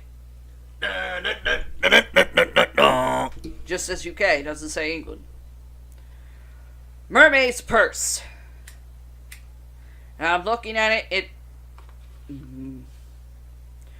the empty egg cases of sharks often get washed up on UK beaches and be found among the seaweed. Known as mermaid's purse, the tough, leathery-looking cases protect the embryo of sharks, skate, and rays. Each one contains a single embryo. This specimen belongs to the specimen I'm looking at belongs to a cat shark, also known as a dogfish.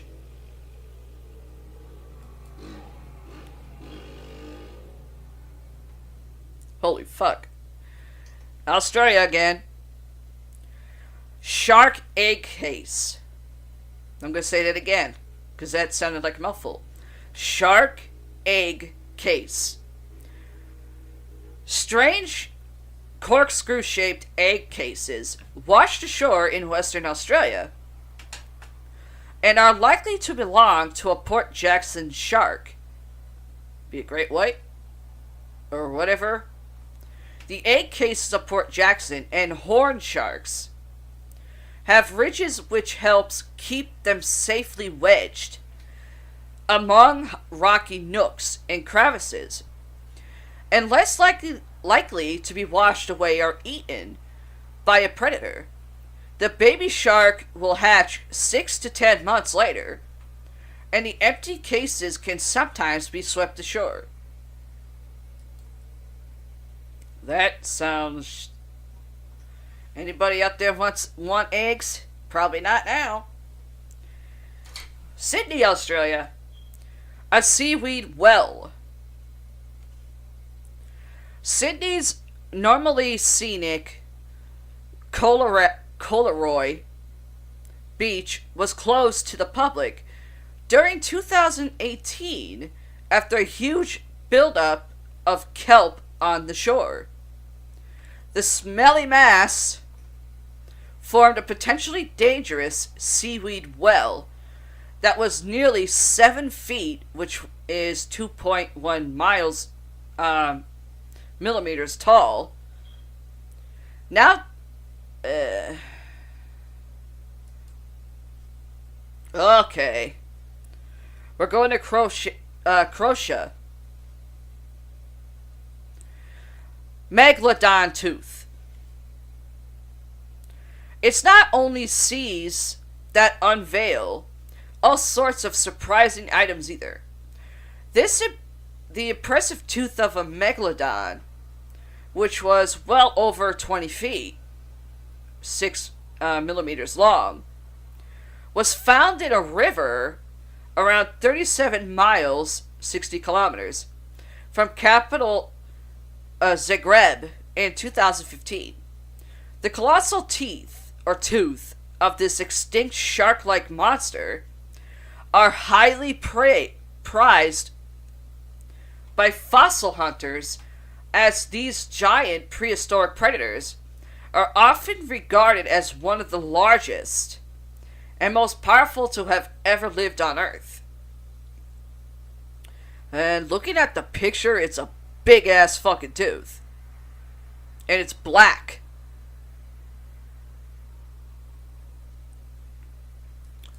That's why it's always said the great white is the megalodon's ancestor. Going to the England and UK. Second World War bunker. It's made of stone. How the fuck does that wash up on a shore? The result of coastal erosion. This bunker might not have been washed in by the sea directly, but it's still a rather peculiar sight, an island of Sheppey in Kent. Concrete bunkers, such as what I'm looking at, or what you're visualizing, were built as part of Britain's coastal defenses during the Second World War. Hong Kong. We're going to now. Face masks. Most of Hong Kong's 7.4 million residents. Yeah, I'm going to say that again. 7.4 million residents in Hong Kong are used to wearing face masks. Even before CV-19, due to pollution and other health concerns. However, the CV outbreak has seen a huge spike in demand for face masks, as well as discarded masks littering Hong Kong's beaches, as surgical masks are made of polypropylene. If I said that wrong, sorry. A type of plastic that breaks down extremely slowly. There are concerns the waste poses a huge threat to marine life.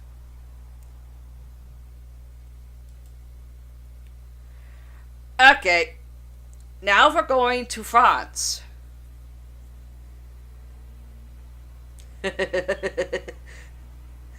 Garfield-shaped phones in Brittany. I had one of those as a kid. I'm looking at one. The eyes would close when you hang it up. When you're talking on it, the eyes would open. I loved that phone. During the 1980s, novelty plastic phones in the shape of the infamous lasagna-eating cartoon cat, Garfield, which was voiced by Bill Murray in the movie, began appearing on beaches in Brittany. The mystery wasn't solved until March 2019, however, when a shipping container filled with the devices, washed up during a storm some 30 years before, was found in a sea cave. And that's it for that story.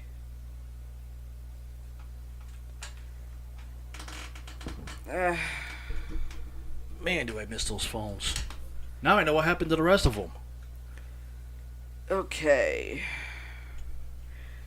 Now that I'm done with my stories for today, I still have a shitload to go through.